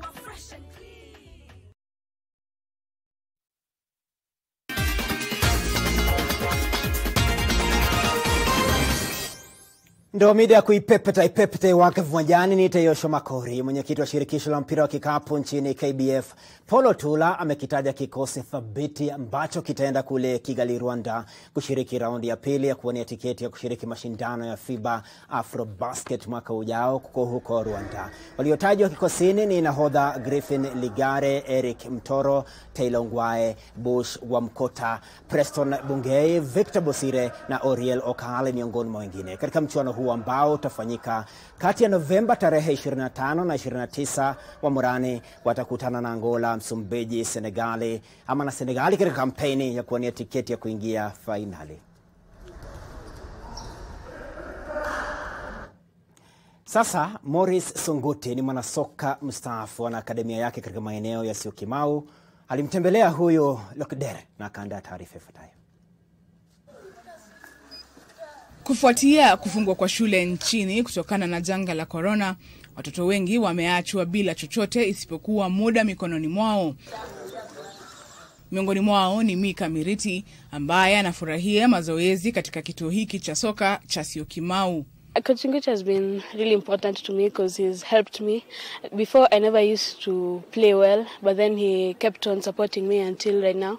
Now I play well. Kituo hiki cha miaka 9 huwakuza watoto wenye umri kati ya miaka 10 na 17 kwa hisani ya mshambuliaji wa zamani wa Harambee Stars Morris Sunguti. Kitu kenye kilinifanya mimi kuanzia academy, skule nilikuwa nacheza, mimi sikupata fursa ya kufundishwa na walimu. Tulikuwa nacheza tu mpira ya mtaa hivyo, lakini naweza sema pengine bahati mzuri walimu wenye wako kwa academy wakatuona, wakatupatia nafasi katika mashule. Licha ya kuwa wamewahi kushiriki mashindano ya kimataifa Barcelona na Sweden na walifaa kwenda Austria mwaka huu, changamoto hazikosekani. Hata sisi hapa hivi tulikuwa na shida ya kiwanja, na hii kiwanja tuko hapa courtesy ya government ya Machakos. So naweza sema kama tunaweza kuwa na viwanja vingi katika kila wadi ya nini, maana makocha ni wengi, lakini sasa vijana hawana mahali pa kuchezea. Mbali na masomo uwanjani, watoto hawa hupewa nasaha ya namna ya kuishi na watu na kuwajibika heshima. Football is a school of life where many skills are taught, like perseverance, teamwork, healthy life skills. But we not only concentrate on their football skills, we concentrate also on their personal and social skills. Those are very important virtues, maybe they led them in life. Ni bayana kuwa samaki mkunje angali mbichi, na vijana hawa ni ishara kuwa soka nchini itaimarika siku za usoni. Lokeder Natiom, NTV, Machakos. Manchester United imeshinda Everton mabao 3-1 katika mechi ya kuwania ubingwa ligi kuu ya kandanda. Ndio hayo tu Jen. Ndoka Makori, lazima tutende haki na nitakupa fursa usome baadhi ya maoni. Tumeuliza kuhusu wanasiasa ambao wanakiuka maagizo yaliyotolewa na Rais Uhuru Kenyatta kuhusu COVID-19. Tumaini Edu anasema hawa wanasiasa wako sawa tu, raia wanajitokeza ndio wabaya. Na Fantas Kipkurui J anasema ole wao, hukumu inawangoja siku ya kiyama. Yuko jimbo tukufu la Bomet.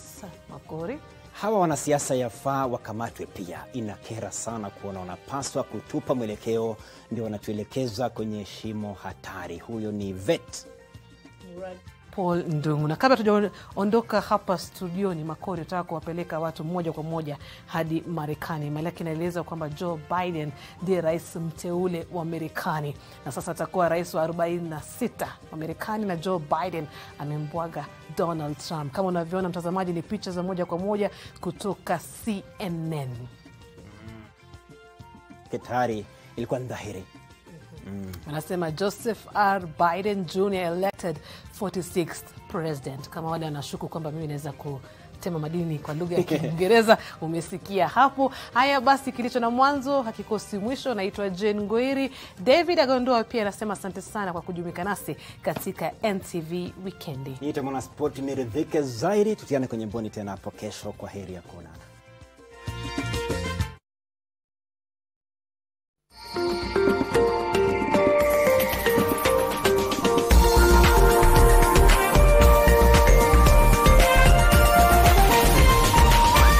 This is NTV.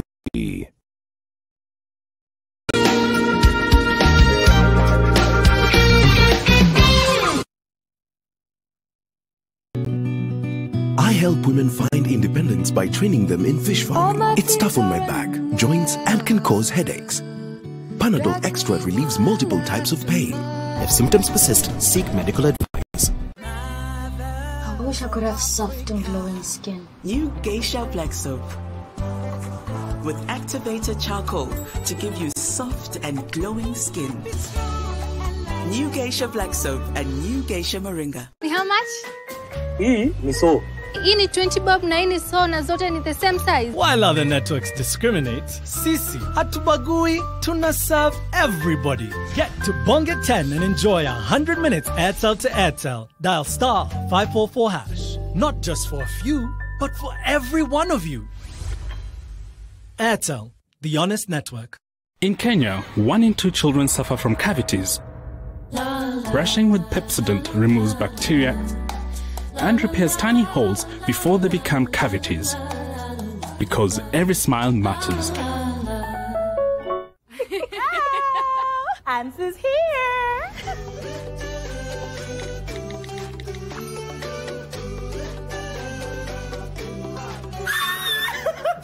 Yes!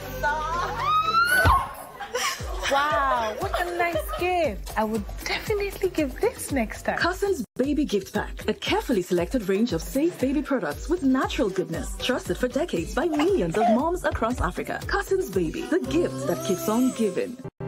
Fun and food go together beautifully at GMC Place. Enjoy our succulent meals in a serene setting with a varied choice of fun games for the little ones.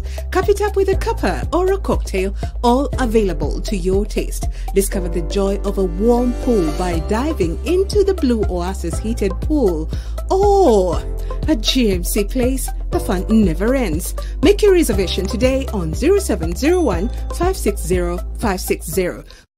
Istiqbal is now in Kenya. We are the voice for quality, colorful, innovative, and functional home furniture with presence in 92 countries worldwide. We have it all. Sofas, beds, dining, and mattresses. Celebrate our end-year sale of 50% off. Yes, everything at half price from 2nd November to 31st December. Visit our showroom at Panasar Center, Mombasa Road, opposite Airtel. Wa Kenya. Hii fight hatukuchagua, lakini tuko na choice. Tuchague kujilinda. Tuchague kuprotect familia zetu.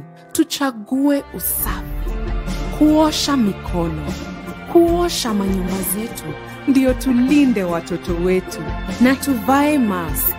Future yetu iko mikononi mwetu.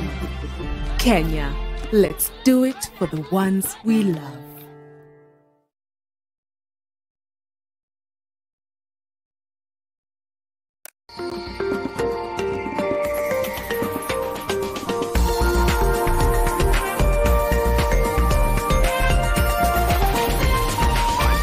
NTV, turning on your world. The following program has been rated GE. It is therefore suitable for general family viewing.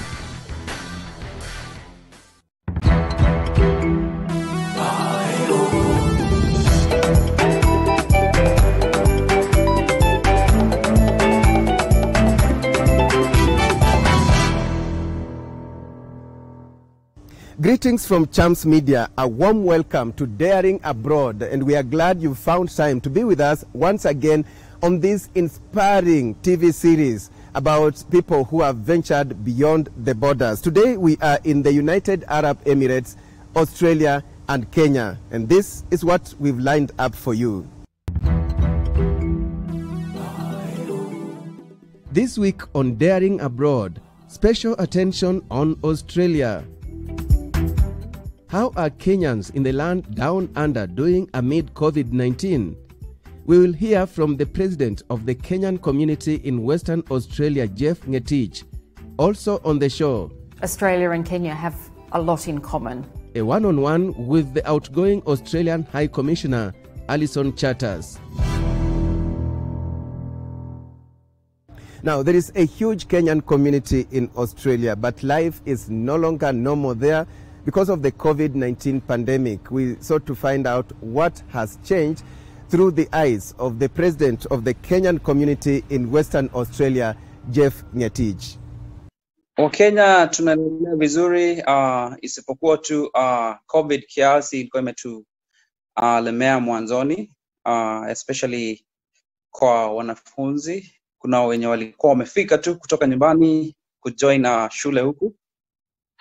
Alafu COVID-19 ikahit.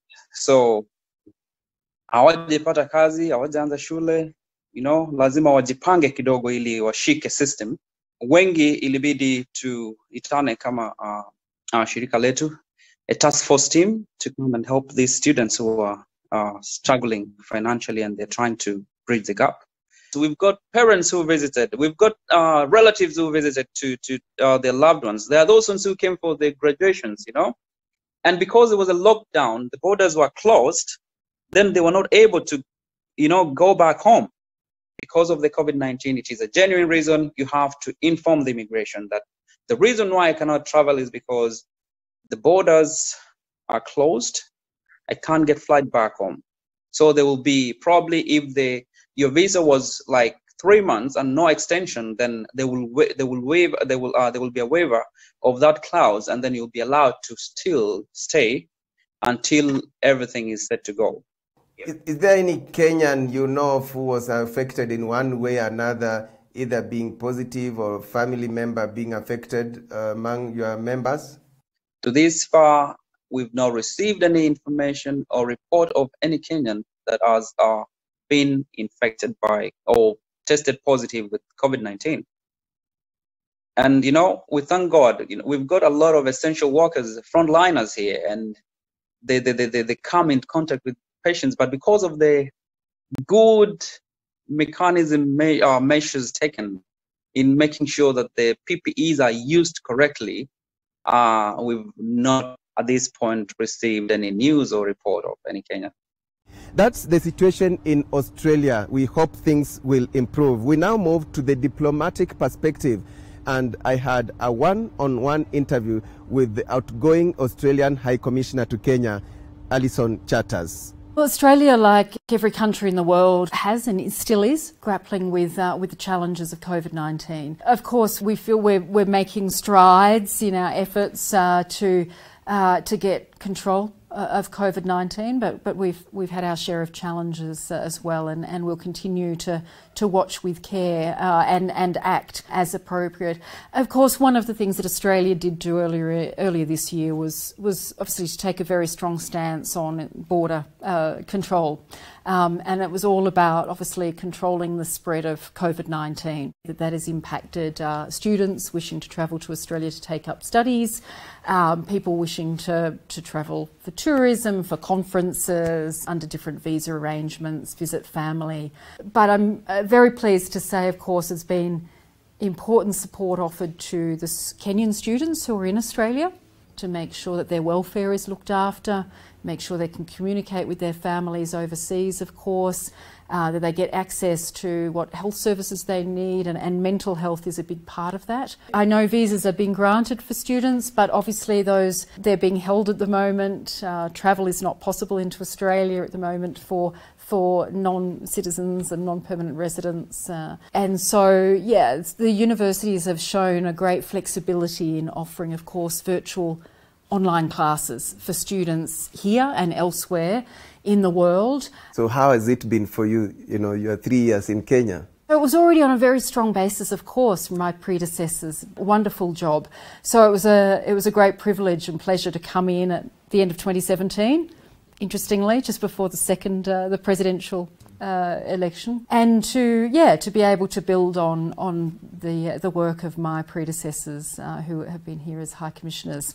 When I first started, I wanted to obviously continue to put a focus on our commercial interests and our economic and commercial diplomacy. We have over 3 years, and all credit to my team, from the Department of Foreign Affairs and Trade and my Austrade team members as well, in really encouraging the Australian companies to come and have a look at Kenya, see the opportunities that exist here. It's a gateway to East Africa, so that's certainly a very strong selling point as well.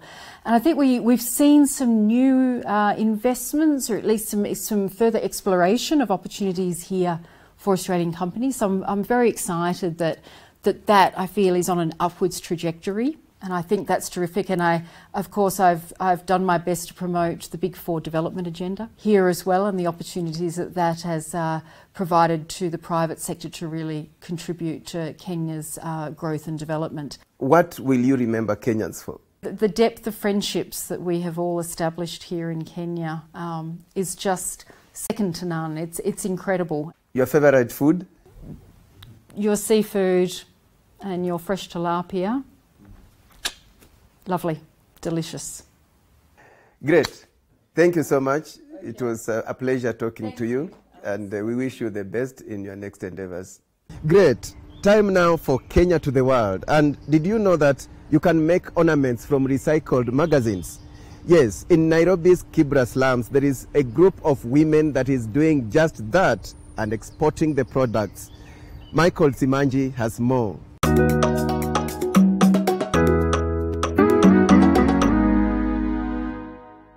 At the heart of Kibra constituency in Nairobi County lies a company that is transforming the lives of residents one ornament at a time.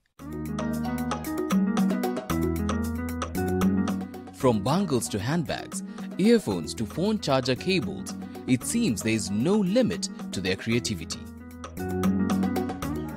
I'm of course talking about Sawa Life, but who exactly are they? Sawa Life is more of a CBO, that's a community-based organization in Kibera which aims at women empowerment.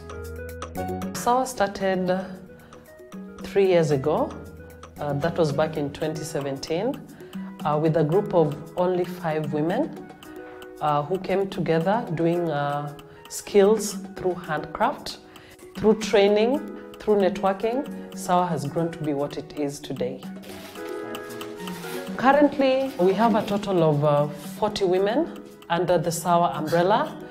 Most of them hail from Kibera, but we have stretched our arms to other places such as Kiambu, Kabiria, and even Mathare. The first item that we deal in are the devices. That's the earphones and the USB. We also deal in earrings through paper bead and a bit of Maasai bead, bangles, and we also do like some beading on spectacles, just for uniqueness and fun. Our vision is aligned to the SDG towards a clean environment, zero pollution. So what we do is we source for already used magazines and we use the papers to cover the ornaments to avoid breakage and also as a way of recycling and also to beautify them. Our main target market is out of Kenya, mainly in America. For you to base your market abroad, the quality has to be top-notch. It has to be something that is desirable, something that cannot affect somebody health-wise, maybe skin rashes or anything. And that's from Kibera to the world. For Chams Media, my name is Michael Zimanji. That's a very uplifting story by Michael Zimanji, a typical story of going beyond the limits to make it happen. And that leads us into yet another interesting segment, Let's Go Beyond, in partnership with Safaricom, a 4-part series in which we'll be sharing individual stories of people who have gone an extra mile to make it happen. I rarely tell my own stories. We begin this segment with my own story. What has happened to me beyond the borders in the last 20 years? 20 years ago, I was in the United States of America covering presidential elections. I was 29 years old. I'd been seconded to Voice of America in Washington, D.C. by Radio Citizen. I was working for Radio Citizen at that time, and America for me was my first country when it comes to living and working abroad. At that time, we didn't have cell phones. There were very few people on a cell phone. So we required landlines to communicate, to be called or to call back home. But occasionally I would be at the VOA studios, as you can see in the picture there, filing stories or doing my recordings. I came back to Kenya in January 2001. At that time, people are beginning to acquire cell phones. I acquired mine in March 2001. My first line was a Safaricom line. That became a very important tool for me as a journalist, being called, voice call and filing stories. But let me fast forward. In the year 2004, I was in Liverpool City at the University of Liverpool, where I was undertaking my master's degree in politics and the mass media. The cell phone, a very important tool in keeping in touch with my family back home. I'll keep fast forwarding. Jimbo la Florida linajulikana kwa mchaka wa kisiasa. Again, in the year 2008, I was in the United States of America covering a very historic presidential election, the election that saw Barack Obama, a son of Kenya. You know, mobile telephony, again, very important. At that time, roaming services had taken root, and I was roaming using my Safaricom line. The Hague, if you remember the Kenyan cases at the International Criminal Court in The Hague, I was in the mix of things. I could be reached, I was roaming, I could file stories using my cell phone. Let me summarize with what people know me for: daring abroad. And ideally, I started daring abroad when I landed in the US 20 years ago to cover the presidential elections. But in the last 6 years, it's been amazing that I've been able to traverse to almost every corner of the world. And mobile telephony has been a key component of being able to communicate and reach my contacts and being able to file stories.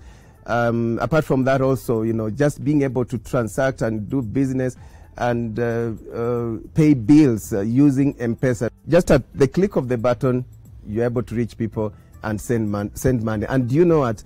On this phone, I have over 13,000 contacts. How do I reach those contacts? Mobile telephony. And that's my 20 years of daring abroad. Very well. That leads us into a short breather. When we return, Salim Kadamani, an engineer in shipping in Dubai. Also ahead, how environmental conservation is linked to tourism. The case study of a unique recycling project in Watamu. Stay with us.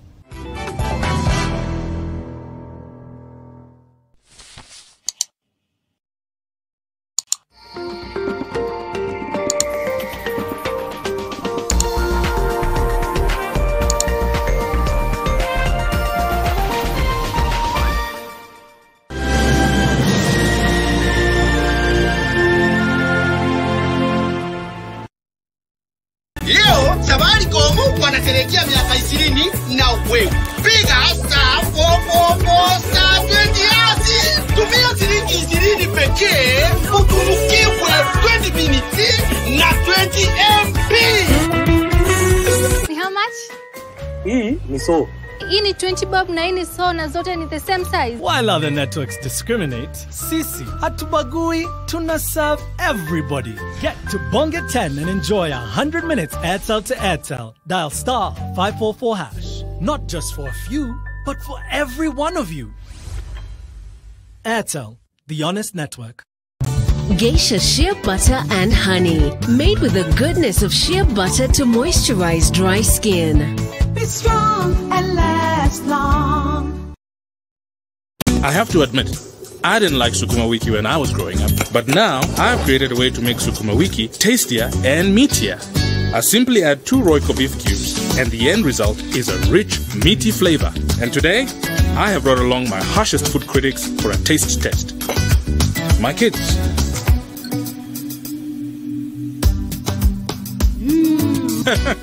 More, please. Royco beef cubes. Add 2 small cubes for a big, meaty taste. That's when she replied, "Give me one good reason to stay with you." Nikamtumia 100 reasons to be my boo. Akanisho unabonga sana kwa text lakini in real life when I'm timid. Hapo nika get minutes ya kupaint picture vivid. Akasema ati I'm in demand. Unadhani DM yangu ni MD? Kumbe nilikuwa nishasotiwa na 100 MB. Call, SMS and browse from only 10 shillings with Telkom. Now that's power. Telkom, moving with you. Every spoonful of Nutri comes loaded with the necessary vitamins, protein and minerals for you and your family to become healthier and stronger. Pick up a pack today from your nearest store. Nutri, every spoonful counts. Welcome back to this show that takes you around the world without a visa. Let's now cross over to Dubai, where Michael Simanji interacted with Salim Kadamani, born and raised in Mombasa and excelling in shipping in Dubai.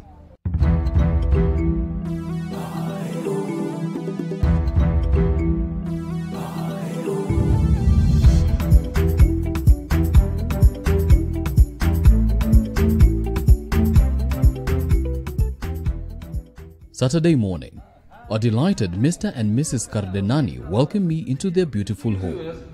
Squeezing his eyes too. Exactly. His eyes before to sanitize. I can do the leg too. Salim and Azmina, together with their two sons, Ayman and Ryan, have all been living in Dubai for the past 12 years. Ryan. Ayman. Ryan. Ah, okay. And it did not take time for me to see how truly Kenyan Salim and Azmina are. After introduction, I was immediately ushered into the dining table for a cup of tea and polite conversation. Who knew I'd feel so much at home thousands of kilometers from Kenya? There's something about Dubai in that sense that you end up staying for a lot longer than probably you had envisaged. And that happened to me as well. Anybody who's lived a long time in Dubai will tell you they came for 2 years and 20 years later, so. Salim is the Vice President Commercial for the Middle East, South Asia and African region at Inchcape Shipping Services, a shipping company that offers maritime services to ships as they go to different ports. So he is definitely no stranger to daring abroad. So I did 2 years in Denmark, then came back to Kenya, then went to Addis, Ethiopia, and was looking after the Horn of Africa there for 2 years. And then they gave me the opportunity to travel to come to Dubai. So I was not aiming to come to Dubai. Dubai came about because I was traveling in other places. There's a perception in people's mind that Dubai is an easy place, in the sense it's an easy place to make money and to live a very comfortable life, etc.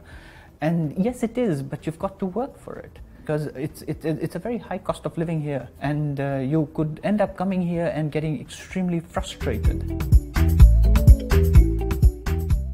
Here the laws are very, very strict as well, and so you've got to be cognizant of that you've got some laws here that you should be respectful for. Of course, you should always be respectful for all laws everywhere, but here it's more so because the punishment is also quite severe, right? So you've got to be very careful.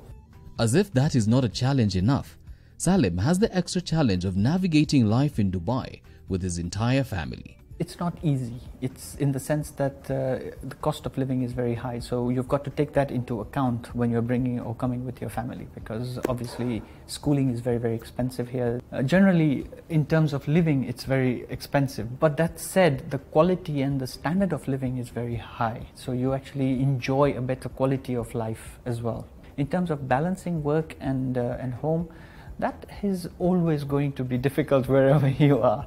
And I think every family needs to find that balance. I am very lucky, I must say. I always thank the Almighty that that I'm blessed with a family which understands. And speaking of the family connection, I wanted to know, where exactly does he hail from back in Kenya? I am from Mombasa. I did my primary there in Loreto Convent, and then went on to do my secondary in Alidina Visram, which is a very prominent school in Mombasa as well. Salim, who is actually a mechanical engineer by training, considers Dubai his home away from home. He also says Kenya has a lot to learn from the UAE. You should not accept second best. You should not accept mediocrity. You should strive for excellence. That's one of the key things, I think. In Kenya, a lot of times we take things, like we were saying, Juakali types as well, right? That it's okay. We push. But no, why should you, right? You should only accept excellence. You should only accept a high professional standard, not only from others but from yourself. And when I asked for his advice for anyone who's listening, school can stop, but education never stops. You will always learn. Every place you go, and you will be surprised who you learn from. You never know who you learn from. And there you have it, from working in Mombasa to thriving in the UAE. And that's what daring abroad is all about.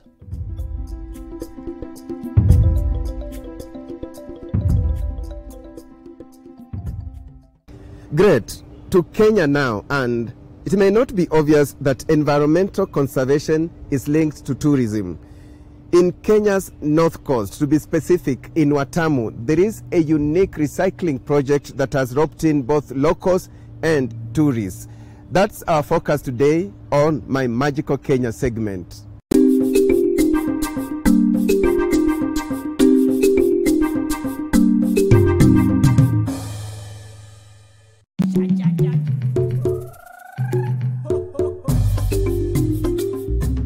This is where we store all the waste that we get from beach cleanups, as well as from the hotels here in Watamu, Malindi, and some also from Kilifi.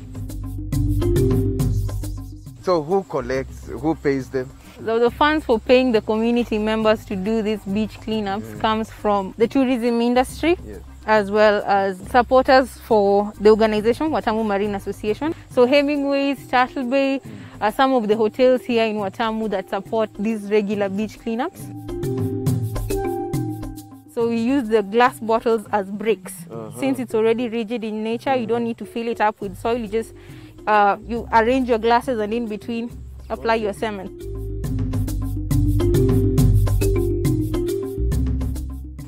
Strong enough. It is strong enough. So long as you have set your pillars right, the building is safe. Or you can make an art installation or construct your wall but without using cement and only use glue. So all these bottles have been held in place using glue. The work that we are doing here starts from a polluted beach, okay? And that's the problem. That is the problem. Marine pollution, and it's not just a problem here in Watamu, it's a global problem. It's affecting both the tourism industry as well as the community members in Watamu because they depend on the tourists and no tourist wants to visit a dirty beach. So the solution for it was employing community members to go out and do beach cleanups. The money that is used to pay these community members comes from the tourism industry, which pays these community members to go and clean the beach. It's a win-win situation in that community members get a source of income and the tourism industry get a clean beach, thus attracting more tourists. This is now a board with the different items that we normally get from our beach cleanups, and we have community members that do the sorting work. So for them, for the new community members that have joined us but don't know how to go about the sorting process, here are some of the items and how they can. It's like a guide. It's like a guide for them. These are toothbrushes. I'm planning on gluing them down. It's going to be a toothbrush mountain. It's going to be way higher than this. And all these wash up on our beaches. And they come from you and me. So from the walls to the floor to the door and even the items in the room, everything is made from waste. Wow, fantastic. I've personally learned a lot here.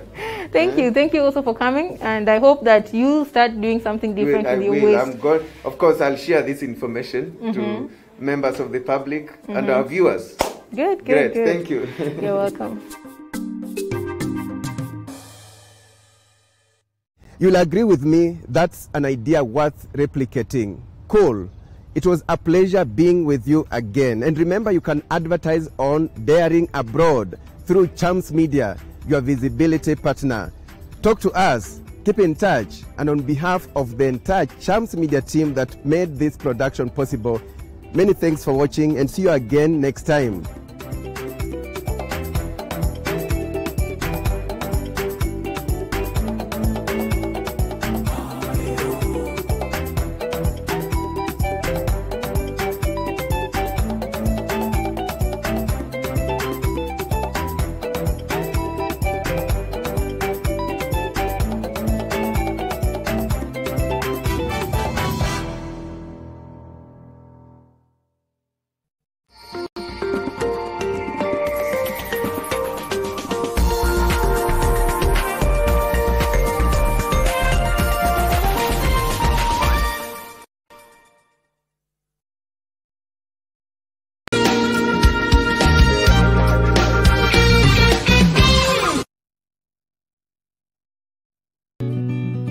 I help women find independence by training them in fish farming. It's tough on my back, joints, and can cause headaches.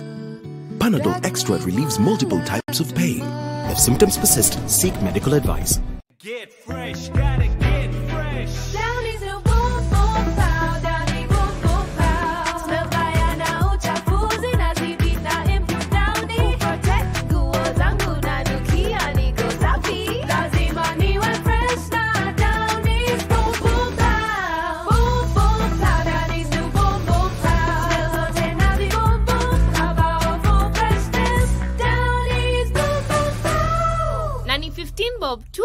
To help fight the spread of coronavirus, learn Lifebuoy's hand washing habits. Wash hands with soap or use an alcohol-based hand sanitizer. Together, let's help fight the spread of coronavirus in Kenya. When the world changed, it made us go back to the simple joys and love the little things even more, like serving up your best, eating together, and sharing more. Now, we'll take nothing for granted and always remember to taste the simple joys.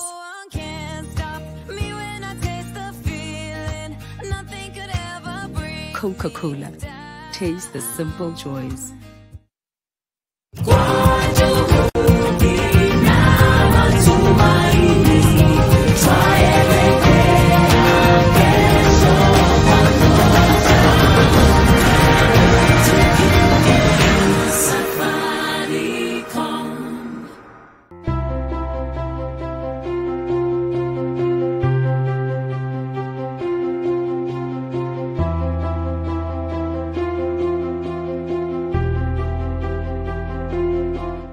In 2020, when the coronavirus pandemic came, I was very, very worried about my KCC, but Instofly gave us light system and the radio that we will continue lessons with it.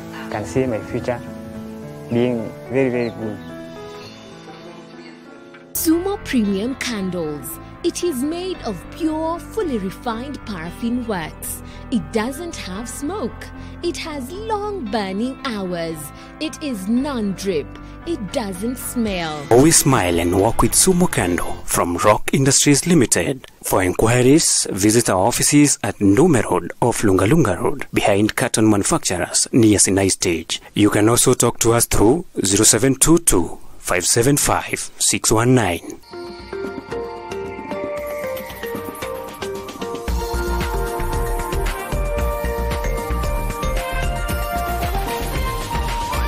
NTV, turning on your world. The following program has been rated PG. It may contain scenes unsuitable for children under the age of 10.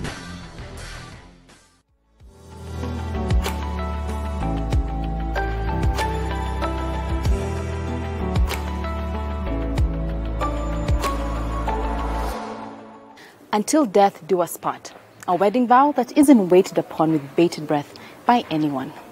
But when life hands you those cards, you gather the strength to pick yourself up and keep going.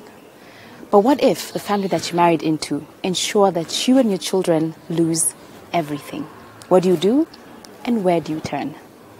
Let's start the show and find out how. Welcome to Unscripted with me, Grace Salame, filming right here at Grammar Suits.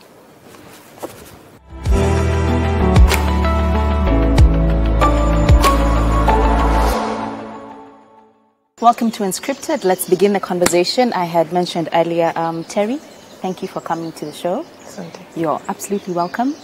You have quite a story to share. And on this show, it's just about breaking the culture of silence. Everyone has a point in their lives where the unknown happens. And because life is unscripted. So for you, let's begin with, who is Terry? What are you about? What do you love? Introduce yourself to people at home.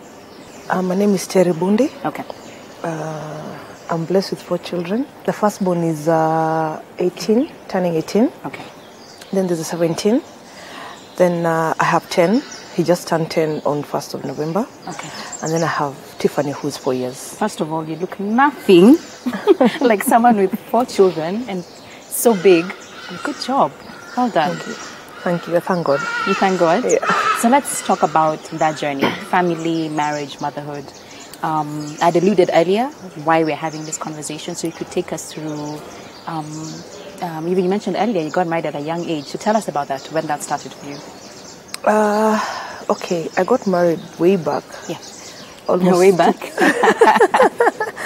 Yeah, You're way still back. very I just young. finished high school, so a few months later I met my husband. Okay.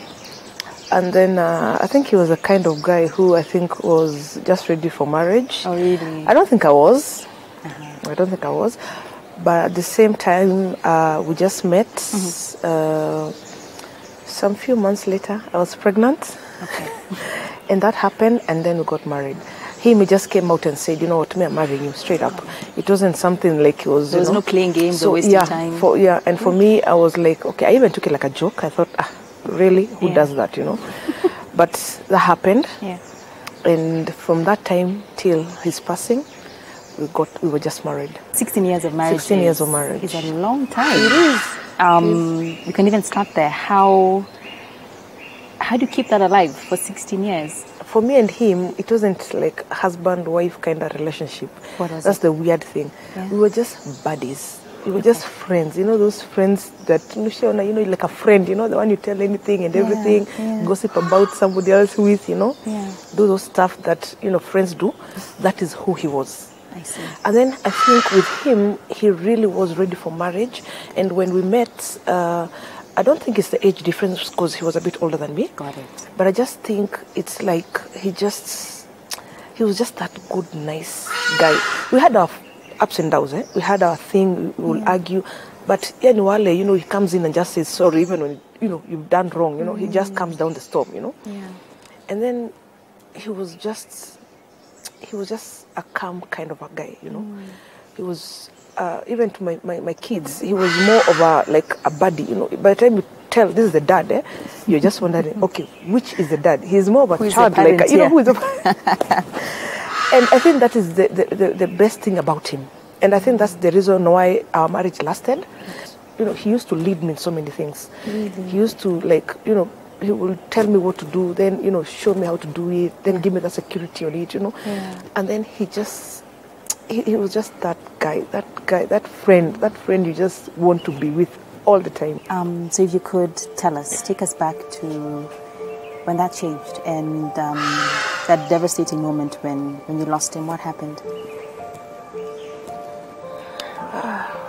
I think, okay, when I lost him, I think I just lost myself also. But what happened? What happened because he just had some, over the night he had some funny headache and he would complain about it. But I think I didn't take it seriously, neither did he. Because at this point, men, I'm going to say this, but men tend to think they can stay strong until it hits the jackpot and you are thinking, when does this hit, Yeah. So for him, he felt, So he was complaining for a while, for some time? For overnight. Actually, the night is what, it was really an impact. On and off, he will have that headache, but it wasn't that serious. Okay, it's like the way I will just tell you, I don't want to kill you, I'm just having that headache. Yes. And then apparently maybe I assume I'll take a painkiller and I'm good to go. But with him, he had that, but the overnight was too much, and he was sweating a lot. So he just said, you know what, I am not feeling well, but I can go, I think in the morning I'll see what will happen, and then I'll go get checked. Okay. So with that, I think in the morning when he went to drop the kids, something happened. I believe something happened, or he felt something. Why? What happened that day? Because he rushed himself to the hospital. I don't know what happened, because when they received him, a few minutes later, they pronounced him dead. So he must have felt something. So what was it that... Because they said he died of cardiac arrest, so that's heart attack. But he must have felt something in between, because even the way he bumped over the pavement at the hospital wasn't usual. Something happened. Did you do a postmortem to find out? Yes, that's the reason they gave us. It's a cardiac arrest. Cardiac arrest. Okay. Yeah. Then they couldn't point to anything that was. He how old was he? He's 46. Imagine, still young. Yeah, but they said his chest congested, so I don't know. That played part on now. Him just passing off, but that's what they gave us an explanation. So as Terry, how did you handle that? Taking that news when it happens and grieving, and also you have 4 children. How did that take a toll on you? To me, I didn't know how to deal with it, because I think I wasn't ready for such such a move, such a change. It just took me down. I just know for a bit of my 2 years from his passing, I can't record about myself much because I really went through a lot. But I think when I can talk about now, I think I'm still growing in it. It's never going to be the same. You never get to be past that, because when I lost him, I think I lost myself. I lost myself so completely to an extent. Honestly, I can't tell you. Those 2 years, I was pregnant when my husband passed away. So before the last born. Yeah, my last before born. you had your last born, he had passed. I was 8 months actually pregnant. So I think if I can't even record my 2 years with her, that means I can't. I wasn't myself. It's something that took me out, for a while. I'm still trying to adjust to all this, because it's such a big deal, I know. And then I wasn't used of parenting alone. This is a guy who will talk every day. Literally, let me tell you about him.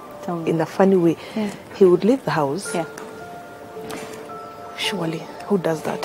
What do you mean? He's what in would traffic, happen? and then he's texting and calling. Then I'm asking him, how many minutes? Are you serious? How far are you? And I'm just he gets in the office, he does the same. By the time he's coming back home, you have no conversation. Now you're looking for one, because I think you've exhausted the whole. Yes. And this happened all through your marriage? Yeah, and he was just like, he was that guy. He was just that guy. And that was his character. He's not the guy that is acting out, then to change later. No. And the time he will not text, imagine it's going to affect me. Because it's odd. Okay, something I was used to is this, not what's right. happening? Like that morning, I was like, wait a minute. Because when he texted, I think they were on traffic. And then my husband used to have this thing. If they were in a rush and the kids don't get to pray when they leave, they'll pray when they are, in the traffic and before they get there. I do the same with my kids. I like that. So he, as he's driving, when they're, they pray. So he must have dialed, because I could hear them praying. So I disconnected, because I'm like, okay, these ones are praying. So either it was by mistake. But then later on he called, and then just as usual, he's who he is, and we talked. So when was the last time you spoke to him? Just on his way to school. And then from there, funny enough, for me, when I'm pregnant, I get to think or feel my morning is very crucial. That's when I want to sleep. I see. So you didn't want to wake you or anything? So when he left, I was like, so I just knew, because he wasn't dressed to go to work. So I just knew, he's going to go and then come back. And then kutoka hapo tunaweza ongea. But his chatting is as normal as the way it is. So he had called, that thing, and we just talked. The kawa thing, and so he went. From there we didn't talk much, but I started feeling crazy, and not for any reason, just because I'm thinking something has happened. Just the fact that he hasn't texted or called. To me, that's when this guy has not, but again, funny enough, the same time I just slept. I cannot, at times I even wonder why that day, I just slept. And a very peaceful sleep, like that calm sleep. Nice one. I don't want interruption. Don't call me. Don't wake me. Don't talk to me. Leave me alone. That one. In one way, God was protecting you. Somehow it just came, pop, and I slept. A very nice sleep. A good one. What's been your darkest moment or the hardest part in all of it? Being alone. I couldn't handle being alone. From the very beginning, I was never alone with the children. I've never parented alone. I've never been alone. I don't even remember when I decided to go buy a packet of flour alone. No way. I'm telling you, 90%, even the things I will not want to mention here. He would shop everything for you. He will shop. Mbaka, they will call me and ask me, okay, we just want to confirm something was left here, and we were not sure of size, and your husband said, but again, we want to confirm if it's your husband. Please kindly, because even they're embarrassed to even know if it's, I'm sorry, but I'll have to say it, that was my husband. He treated you well. So I never knew how to shop anything, absolutely, name it, alone. And now here I am, alone, with everything looking, I just couldn't deal. Yeah. I couldn't deal. I just felt this is a joke. This is a life from hell. this is just something that is not even fair to anybody, I can't. And on that note, we'll be right back with more from Terry. Stay tuned.